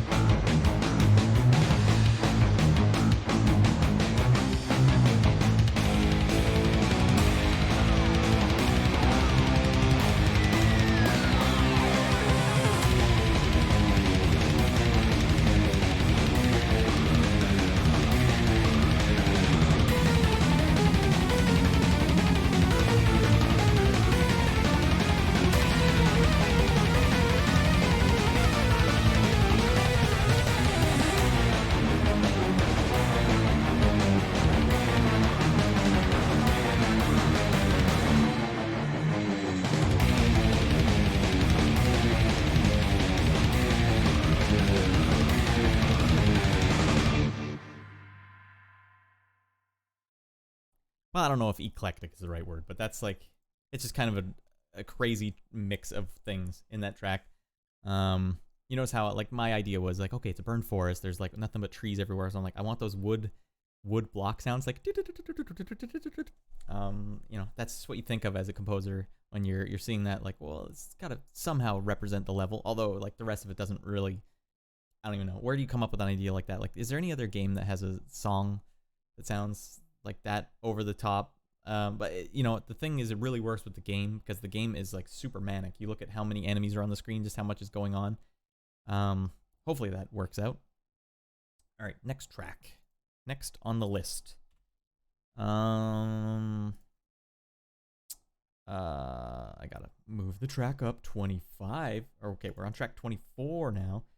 I gotta move it up 24 thing. Oh, okay, the sound effect for this boss you're seeing right here. Since I made the sound effects for the game as well, I mixed this like orchestral vocals with this. I don't know. I'm just really proud of that sound effect. If you play the game, that one in particular I really enjoyed. Okay. He hasn't opened his eyes in a while, but I'm too scared to raise my voice now. For those that are new to the stream, my son may have woke up because I was being too loud and obnoxious. He's just 20 feet over there in another room. What can you do? What can you do, everyone? All right, let's check out Showdown with the giant frickin' dragon.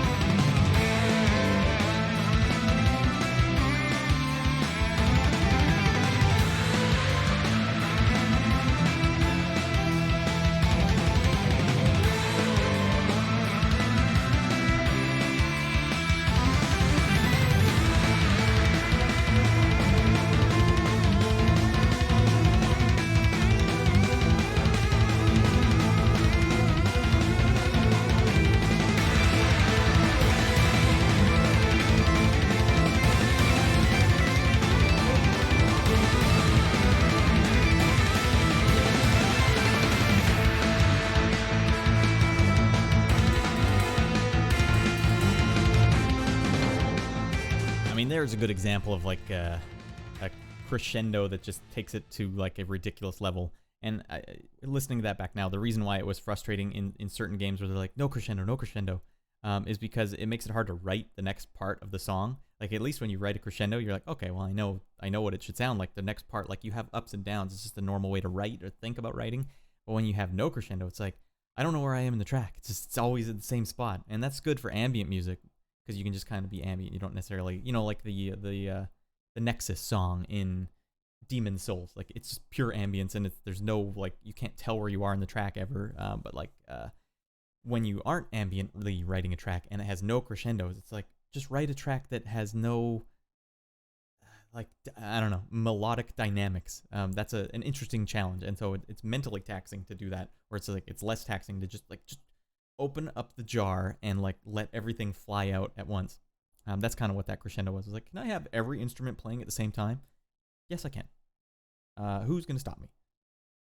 The developer's the only line of defense. Like sometimes I am glad when they have enough pushback where they're like, you can't, like, can you tone it down? I'm like, oh, you're right. I should probably tone it down. If you let me off too long of a leash, I will get into trouble. I will start digging around in bushes at other people's houses that I shouldn't be digging around on. Just yank back. Little tug. Just a little tug sometimes. That's all you need. All right, so earlier, if you were watching the stream for like an hour ago, I mentioned how Nausicaa was one that developers was like, hey, just kind of make it like Nausicaa. We want to make this this fungal forest, and it's like kind of not scary, but kind of is scary, and he said, just make it sound like Nausicaa. So, of course, I'm listening to the Nausicaa soundtrack, and I picked the scariest track on the entire soundtrack to be like, okay, that's what Nausicaa sounds like. I kind of missed the mark, but I think the developer saw that there was a good track here. Unofficially, this is my favorite track on the entire soundtrack, and it happens to be the slowest one, too. But I think it just happened to hit all the right points for me. Like, I'm not... You notice how the last track I just wrote was, like, it's just off the wall. Crazy, like, that's every instrument playing full speed all at once. Full double kicks going, whereas like my favorite track on the soundtrack is the one that used almost no none of that aspect to it, but I think it just kind of, it has the right attitude. I like to write stuff that FDG, they made a game before this that I did the score for, and before Treasure Buster. It was called Dungeon Pop, and it never came out. It was unreleased. And I was having a lot of trouble writing the soundtrack for the game. They wanted it to sound like arcade games, like Capcom arcade games, so they call that CPS2, that's the sound chip, or Q Sound. That's the name of the sound chip. And I was writing with these concepts, but I was writing stuff that's still like the last track we listened to. It was just too insane. And the developer, or the project coordinator for that game, said, like, we want this track to be strange and dangerous. And so I was like, okay, I can do strange and dangerous. So I wrote them this insane track. Maybe I'll link to it during this track, but I wrote them this like totally bizarre track that his response to me was, I guess it's just a little too strange and dangerous. And I still laugh thinking about that, thinking like, man, I should put that on my business card. I guess he's just a little too strange and dangerous. So this track to me is strange and dangerous, and let me play it for you now. So as you can see, even in my song title, The Strange Fungal Forest.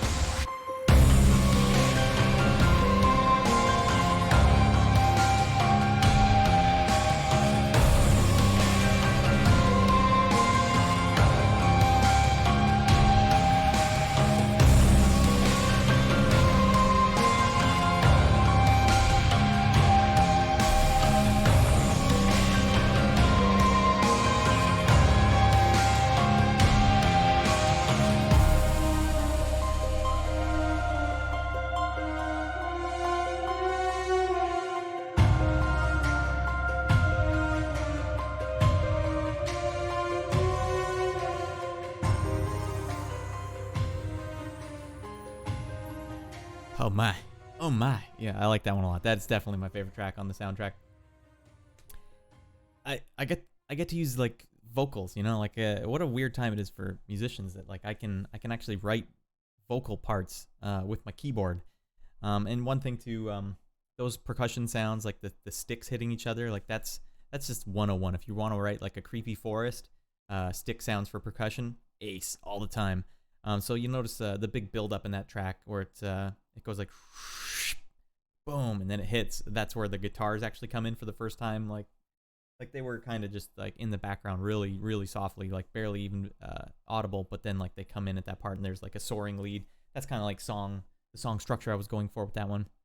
It all just kind of worked out. That was actually one of the tracks, probably the track that took me the least amount of time on the soundtrack to write was that one. And that's not saying like I didn't put time into it. Like the way I write music, it's a lot of like trial and error mixed with like selective inspiration, or even just like not selective because I'm not selecting it, but it's like sometimes you'll hear something, fleeting little bits in your ear, and you're like, oh, I gotta follow that little thing I'm hearing in my ear. I don't know if it's the right thing or not, but I gotta follow it. And then you enter a couple notes, and you're like, oh, that was the correct thing, or oh, that wasn't the correct thing. And sometimes it's, you hit the wrong thing. Like if you don't have your music theory down, you have to guess at what, like, is it that way or that way? Like, oh, okay, I found it. And you know, when you get all the right notes, like when you guess correctly all the time, and it works out, that's the way that track was. Like there was no errors. It was like a one shot. I think it was only like 2 sessions sitting there writing that track. And man, I was thinking like I could write a whole game of music like this. That would be awesome. But and then the developer was like kind of like, which Nausicaa track did you reference? Like, I'm sorry, I referenced the one that sounded the best to me, and it wasn't necessarily the one that was, like, I don't even remember which one I referenced. It was only like a split second of a Nausicaa track, too, because like I said, selective inspiration. Like, I was listening to a track till I'm like, ping, I hear something, like, follow that lead. You gotta get over there. All right, so wow, we're getting to the deep waters now, guys. So there's 32 tracks in the game official, and then there's a couple of bonus ones, but these are like the end tracks, so there's not a lot left. So that's one of the last levels in the game, the second to last level, and then this is the last level in the game. And I was kind of rolling real high after that, because we do a sequence, like rolling high on like the vibe of finishing a track so smoothly. Not other high. Get out of here. It's a family stream.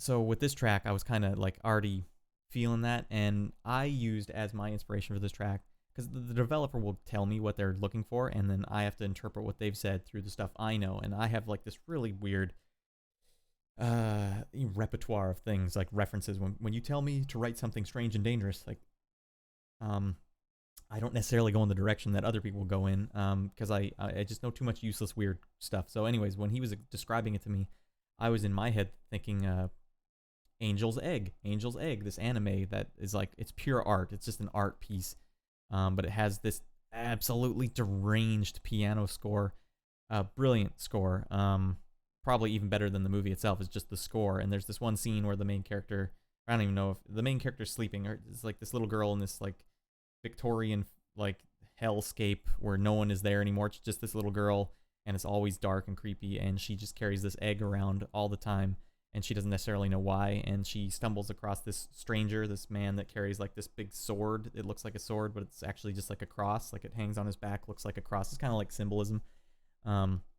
But she befriends him because he saves her from some weird creatures or something, and then they build this campfire, and she just falls asleep at the campfire, and she's got her egg with her.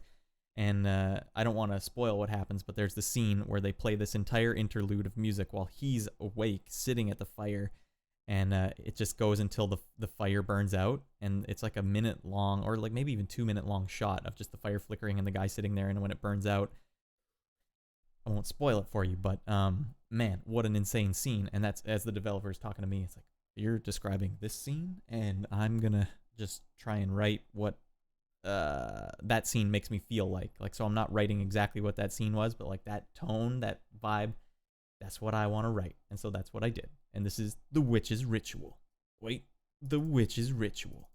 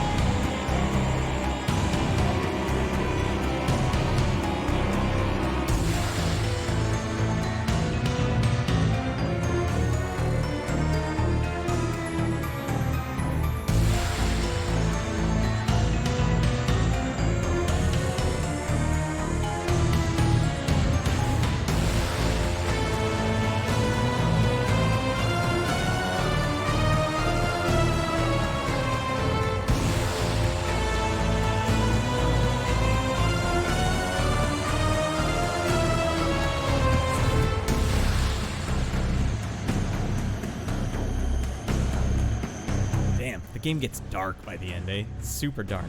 And I don't know if you noticed, but I was using Cauldron sound in the background, because there's like this big cauldron in the background.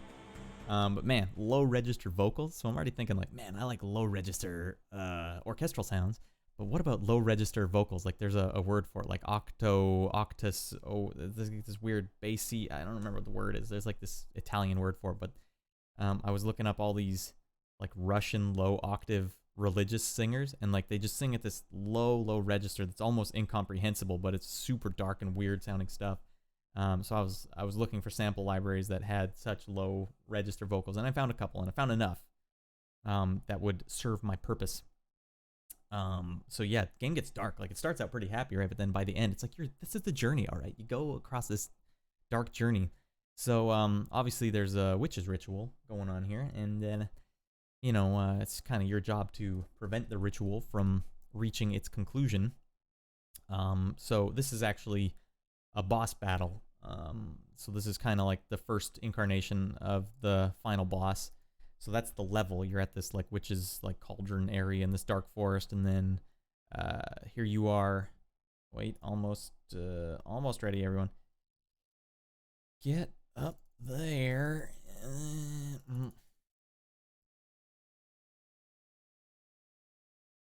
Sorry, thought I heard my cat. He's gonna make this hard for me. All right, this is interrupting the sacrifice.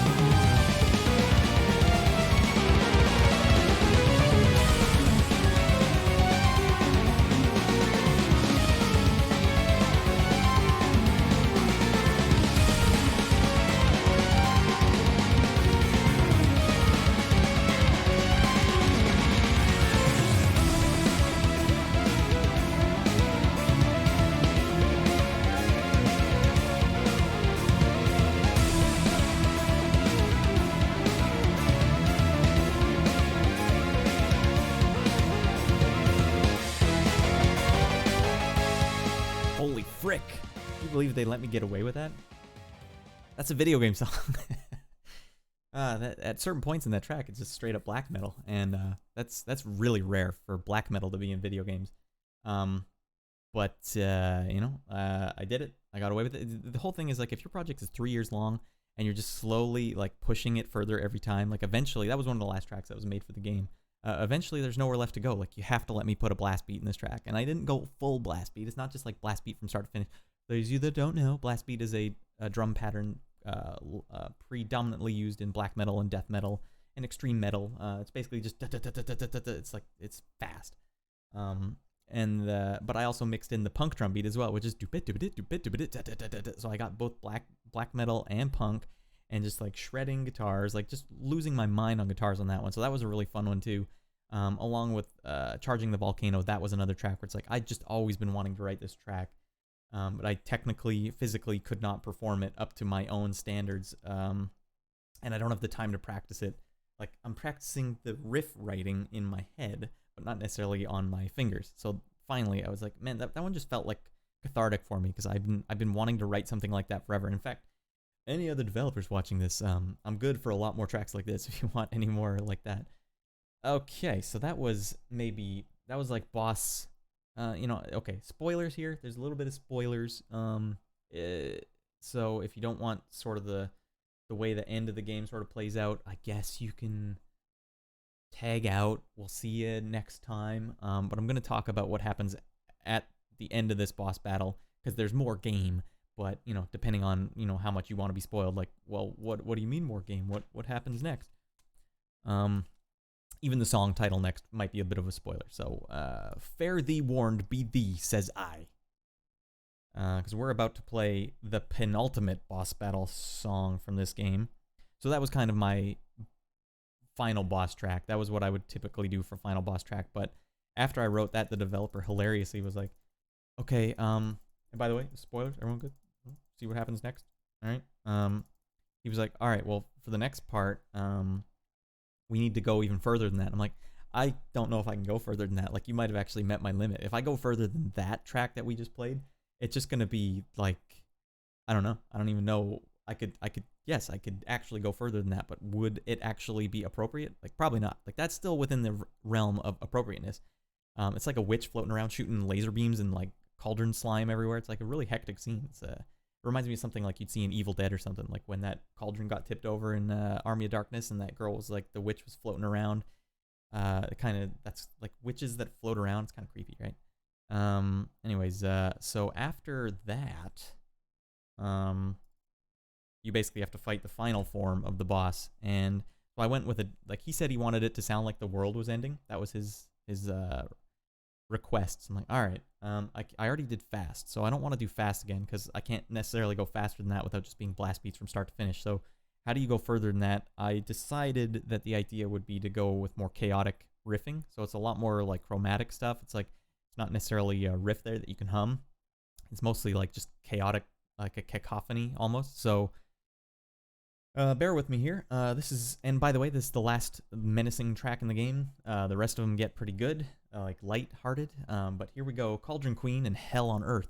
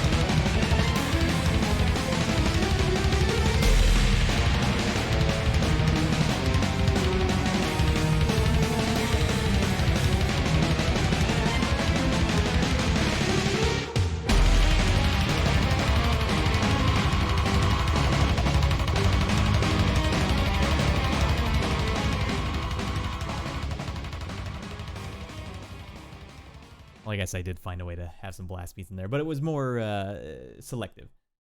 Yeah, so the big thing there was Isotope Break Tweaker, I think was the sound effect I'm using there. So you can feed it audio and it'll just chop it up into like, and I found that was working really well for me. And I tried to mix that with, there's a band called Dillinger Escape Plan, and they released an album called Calculating Infinity in 1999, which absolutely broke my brain. After that album came out, I don't think I could listen to normal music again for like 5 years. It was like it's like a medical thing. It's like my brain, I can't listen to anything that isn't in crazy time signatures and like crazy music. But they did this thing a lot where they would tap on the guitar with both fingers, like, and they would do this like weird computer glitchy sound with it, and that was what I was kind of trying to do with that, or what I thought they were doing anyways. I don't know. I've seen them live, and I don't even know what the hell I saw. So that was kind of my mix of approaches there. All right, so here we go with the next track. It's called Vanquishing All Enemies. I actually don't remember what track this is. Isn't this the track that plays when you... Oh, no, okay. Vanquishing All Enemies. Oh, right. It's the tally screen. I didn't... See, the thing was I wanted to name the tracks in this game something, because I always just say, like, tally screen, game over screen, final boss. And I always find that it's not very inspired sounding. So Vanquishing All Enemies is much cooler. When you've vanquished all your enemies, you get the tally screen, and it shows you how much experience you've got and all this. And all that and all this. So I decided after that on the soundtrack track listing was probably the right time to play the song that plays when you get your tally screen. And my wife says that this track sounds like Trans-Siberian Express to her. I guess I can see why. I wasn't even referencing that. I'm just trying to get ahead. I don't know how to mix orchestral stuff with guitar, but this was my attempt. Tally screens are fun. There's kind of like this vibe you get, like when you write end credits and when you write game over screens. Like there's a vibe, right? And tally screens. I've written a tally screen for Treasure Buster as well, which was the game that the developer of this, Reggie, and I wrote before. And yeah, I just kind of referenced the same vibe. In fact, I think I might have even just referenced Treasure Buster's tally screen because I liked it so much. But with that being said, here's the sound of vanquishing all your enemies.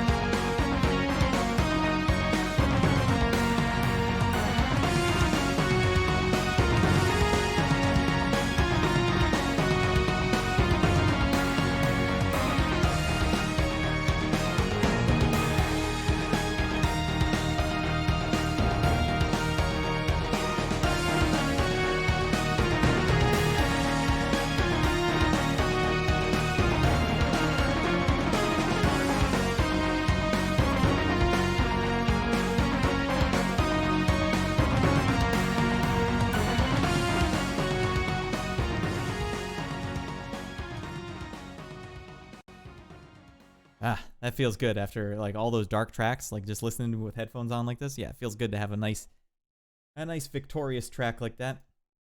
Hey, there's the tally screen right there, actually. I think actually, if you'll note, that had the title screen theme reprised in it. Something like that. I think that's in the title. I can't remember, but I think that's what I was trying to do with that. Anyways, we're getting to the nice, happy parts of the song now, or soundtrack now. Also, oh man, okay, well the title of this one's a bit of a spoiler too. If you don't want, like, it's 30. Okay, I won't even play you the name of this song. I won't show you the name of it. I'll just play you on this screen because it's only 36 seconds long. But okay, so after you beat the final boss, for some reason, you'll hear this song.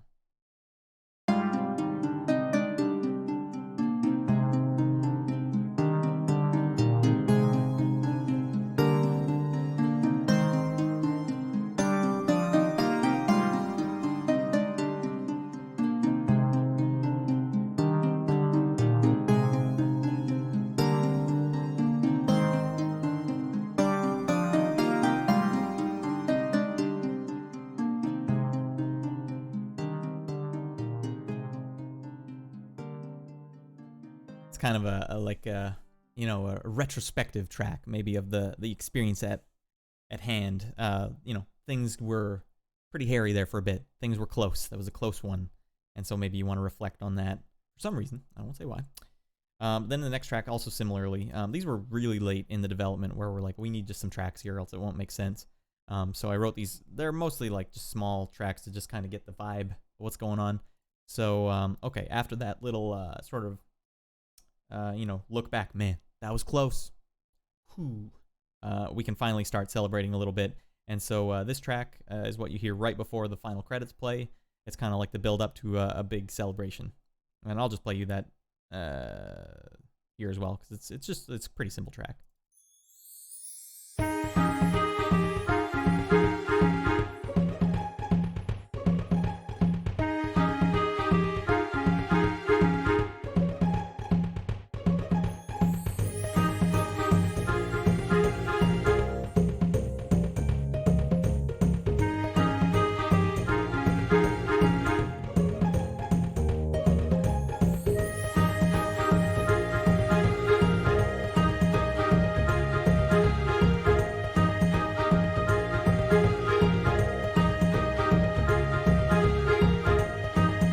it loops from there, because it's meant to basically just be as the characters are walking somewhere, so it's just a small song where they're walking to where they get to, oh no, spoilers. I'll show you guys an actual, I'll show you the actual title of this track. So this was, the end credits, basically. But it's a nice look back at like all the people that worked on the game and all the stuff in the game. It's a nice like wrap up the game kind of vibe. And so I tried to get that with the vibe of the track as well. The best performance of your life. The best performance of my life. The best performance of your life.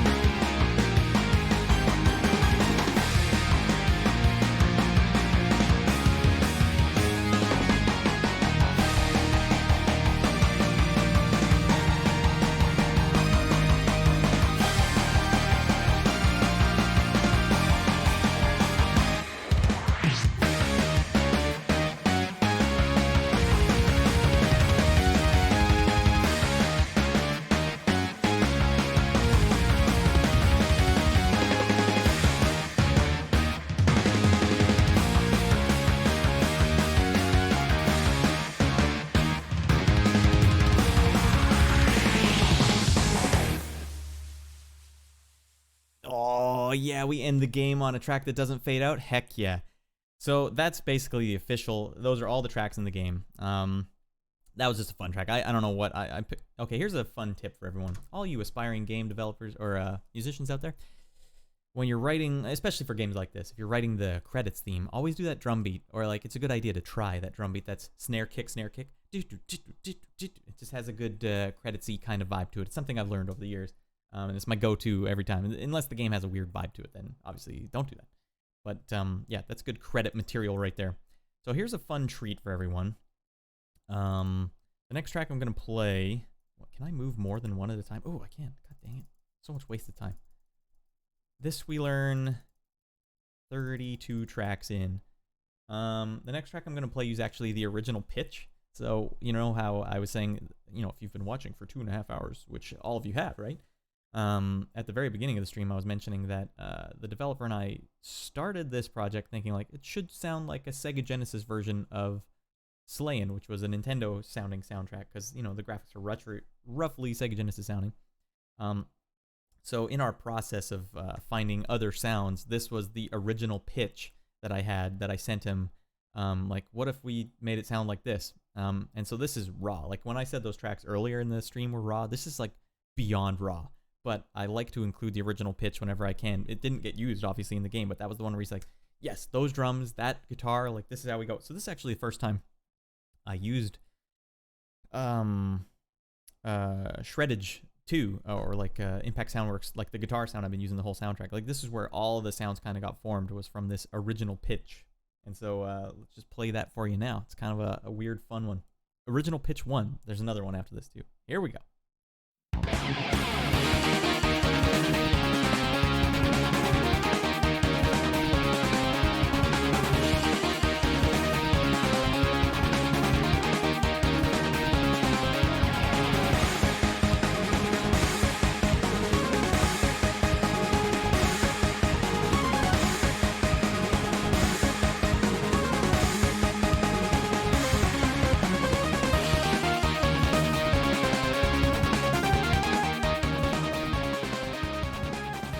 So it's mostly just like a work in progress, but it wraps itself up. But that was all I needed to send the developer, where, you know, the direction we were going in before was not working. And so that one was where it's like, okay, can we expand on this or that? And that was the first time I'd used those drums, first time I'd used those synths. Everything was like, oh, okay, now I finally get, these are the, because I'm still a chiptune musician. Everything has to still be chiptune to me. And so when I'm given free reign on a project, I don't know what to do until I can hammer down, like, what do the drums sound like? What does the synth sound like? And then I can start working within those confines to, you know, expand slowly, like I did with the Fungal Forest. Almost had nothing in common with like that track that you just heard, but like I can slowly get to that point, but I need to start from like a nucleus of limitations that I impose on myself usually. So chiptunes usually impose the limitation on you, like you can only have this many channels, you can only do this and that. So that's kind of how you break out of that. You write an original pitch. I have a second original pitch here. I don't actually remember what this track is. I think this was original pitch for the Forest, if I'm not mistaken, because that was like the next level. So that was supposed to be like the one you just heard was a pitch for the Grassland, and this was a pitch for the Forest. And so we were fine-tuning at this point. None of the tracks made it in the game, but here's original pitch number 2.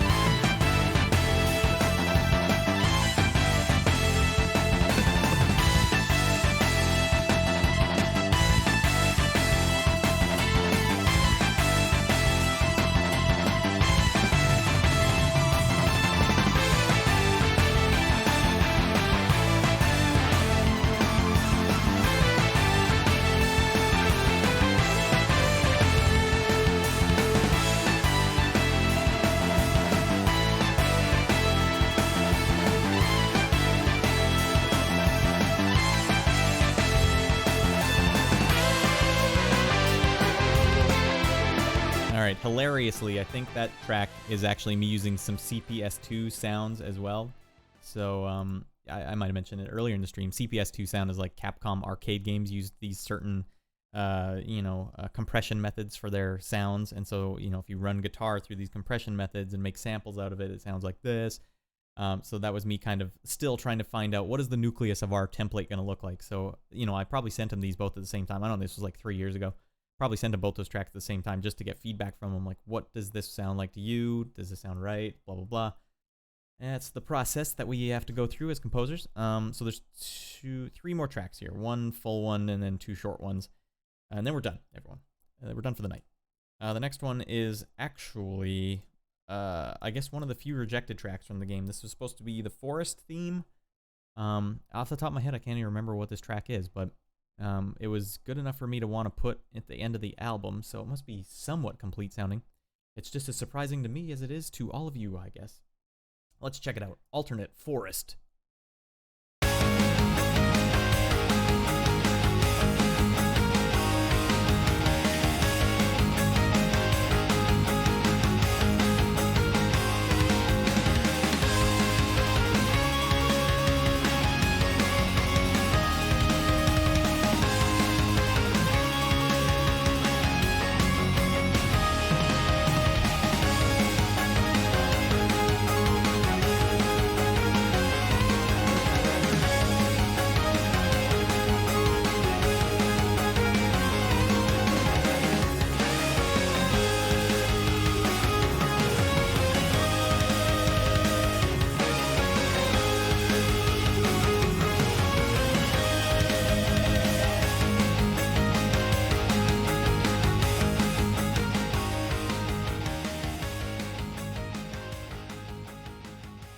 I remember that one now. That's fun. You know, like I think that one just got lost. I think we probably even would have used that one in the game, but it just got lost. Like we didn't necessarily need it anywhere anymore.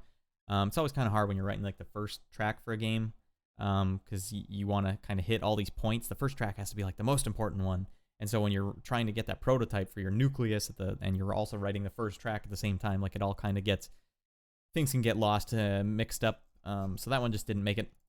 But one that was definitely rejected was the next track. It's just an alternate for the tally screen. This was the one I wrote first, and he didn't really give me anything to go by at first, so this was just I just stabbed out in any direction, like, here's a tally screen. It didn't work for him, so that's why when I came back for the tally screen, I was kind of referencing the title screen, so I kind of like fine-tuned it to try and get it right. But this one was me just going off the rails, I guess.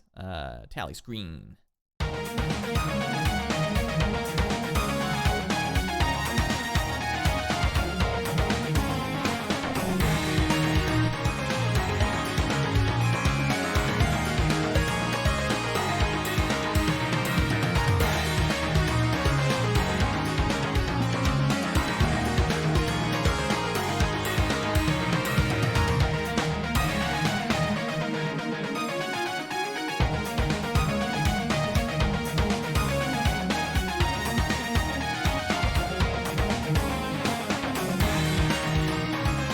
FM bass. Yeah, I guess that one just didn't land, but still a good track. I still have a lot of fondness for that track. Okay, everyone, we got one track left. This is a special one, I guess, because this one was originally supposed to be for the Grassland that I said had a lot of bugs in it. This was supposed to be just like bugs swarming everywhere. And at the time, like, the graphics for the level don't necessarily look very creepy, but the way he was describing it to me was he wanted a creepy track. And so I'm thinking, bugs, creepy bugs, let's do a creepy bug track. So I got this idea of using orchestral string sounds, doing, there's like a technique, I can't remember what it's called, but, you know, orchestral libraries usually come with sound effect techniques as well. So it's like all the string players doing this weird technique, and you can get weird creepy sounds. Like, I want that to be kind of like the bugs, and then I'm gonna write this basically insane track over top of it. This is kind of like a foreshadowing for things to come, and this is basically a track that could have been easily like the final boss theme, but it just didn't necessarily fit by the time we got to the final boss. Not to mention, I was saying earlier, like, I lost the project file. I don't even know what this was called, and to opening these files, even though I bought a new computer, still takes like 3 minutes. And if you open up the wrong file, like if you're trying to look for which track was this, I couldn't find it. And the other problem is I named it Ghastly, and that's not the name of the project file. That's just what I named it after I sent it to him. Like, oh, it's called Ghastly. So that's why I hate naming tracks as I'm writing them, because that always screws me over. And so this was the one that just got lost along the way. Because I lost the project file, I couldn't master it to put it on the album. So I was like, all right, well, I guess it'll disappear into the annals of time. But this is the perfect time for it, right? So it's a small track. It's only a minute long, but this is basically just a buck wild track, and it has probably my favorite ending to almost any track I've ever written. It just works perfectly into the. It's a good transition to that bug sound I was talking about. Like, stylistically, this is exactly what would have been perfect if not for the fact that, like, it just was way too insane for the bug level, which did not need to be that insane. But here is the final track we're going to play tonight, officially, from the soundtrack. Wait, no, it's not bonus tally. It's... Did I not bring this one up? All right, here we go, guys. Super professional stream. Professional streamer here. Matthew Ryan Creamer, professional streamer. Ghastly, unreleased. It will never be released anywhere unless there's insane demands for it. Here we go.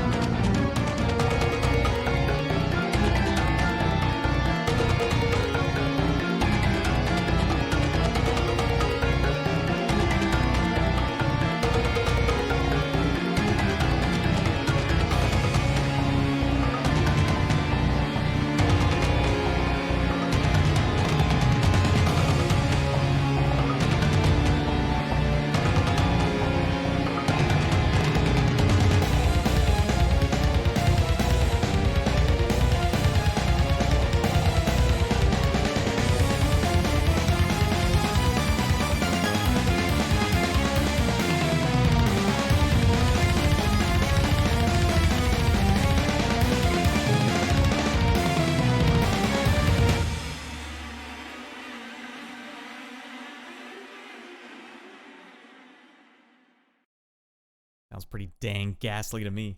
Yeah, that just worked perfectly. I was super happy with the way that all played out. Alrighty then. Hey everyone. Oh my god, that's a stream. That's a almost 3-hour long stream, but we did it. Thanks everyone for watching that. That's 3 years of my life was dedicated to the soundtrack, and a lot of lessons had to be learned along the way. Like I didn't know how to use guitar samples at the time. I didn't know how to use orchestral samples. I didn't know how to use like drum samples. I had to basically learn a lot of stuff on the fly. But that's kind of what I'm good at. It's like when you're a professional musician, like you can be presented with problems like that and solve them. It's just I had never had the chance to solve those particular problems before, even though they're problems I always wanted to solve. So it was actually like a really fun project for me to do as well. And I'm just happy it's out because, man, it was squirrely trying to mix and master this thing because, like I said, I had to go back to my old machine. I had to plug in an old machine and like mix and master stuff on a 32-bit machine and then send it back to the 64-bit machine. Like it almost killed me. It was mentally very taxing, very stressful. Steven, did you check out some of the stream? Nice. Welcome. So yeah, that's Slayin 2. It's out now, or like it. I don't know when officially now is. It's technically the 7th, but it's out today, I guess is what I should say. It's out today, and it's on the Switch, which is amazing. I'm super happy it's on Switch. I'm super happy for the developer too, because he's gonna get actual people checking it out now. Whereas if it was just on Steam, like, you know, I don't think a lot of people would have checked it out. This is a very good Switch game, especially since it's like local co-op too. It seems like that's what people do. Like you have your kids with you, you play some Switch. Soundtrack also out. It's on Bandcamp right now, but it'll also be available on Spotify. It'll also be available on anything. I don't know. You know, when you publish an album, it just goes out to everything. So Deezer, iTunes, blah blah blah. I don't know, whatever you use. It'll be out a little later because it takes a while to get through the system, I guess. But it's out for realsies on Bandcamp now. Check it out. Spread the word around. This is an insane soundtrack. Like you can see even with Ghastly. That was me testing the water just a bit, like, hey, can I get away with a little bit of blast beats here? And it's like, no, you can't. Like, oh, okay, shucks.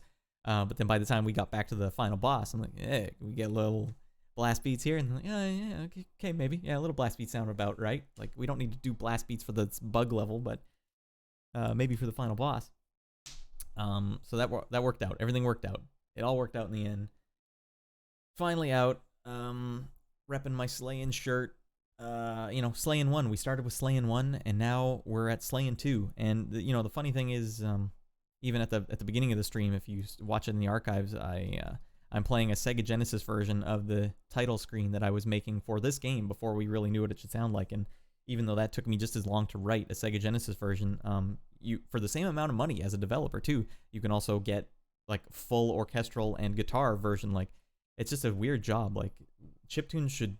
It's a weird thing for people to request for you to make chiptunes because, like, you know, at the same price, I can basically make you like professional orchestral music, or my attempt at it. And it's yeah, chiptunes are a weird thing. So it's kind of nice when you come through the grinder. When you start in chiptunes, you get really used to just grinding, and that's kind of what this whole thing was just grinding with like writing riff after riff. Like by the end of the soundtrack, it's 37 tracks long, including you know, there's a couple tracks that also you know, aren't in this collection at all.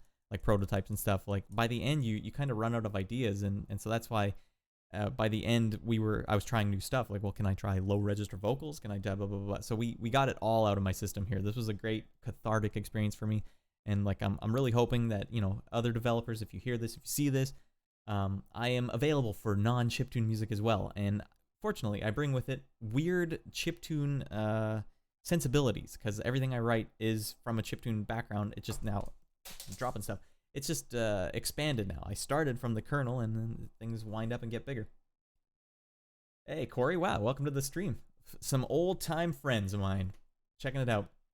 Dropping the F-bombs in the stream. Kids, if you're up this late, don't you look in the chat. Yeah, oh, and Steven's been listening for the last hour. All right, well, that's awesome. I'm glad you guys managed to check it out live. It'll be in the archives as well. This whole stream will be in the archives, but if you're here watching this, I'm sure you already know that. I don't know what to say. I guess we wrapped it up. Guys, we wrapped it up. Here's a heroic way to end. Not only did we wrap up the stream, we wrapped up this chapter in my life. I'm feeling pretty good about it. I'm feeling good about life going forward. On to new adventures. whatever those may be. Keep your eyes tuned. Check out my channel. I also make streams of video games under the series Rad Plays. Equally silly, equally stupid. I'm gonna maybe do more of these for other albums I've released. I don't know. Kind of fun. Kind of fun to just get this stuff out there and talk about stuff. Because it's not an ego thing, guys. It's not an ego thing. It's more like when you're streaming, you have to talk about something you know, or you're just dead air. And there's nothing I know better than the stuff I just gruelingly endured years and years of trial and error for. Well, that's it, guys. We did it. We whipped them. Did we whip them? Yeah, we whipped them. Thanks for watching, everyone. Old school shiz, guys. Good to see you guys. See you guys on the next fantastically exciting stream. Thanks for checking it out. Goodbye, everyone.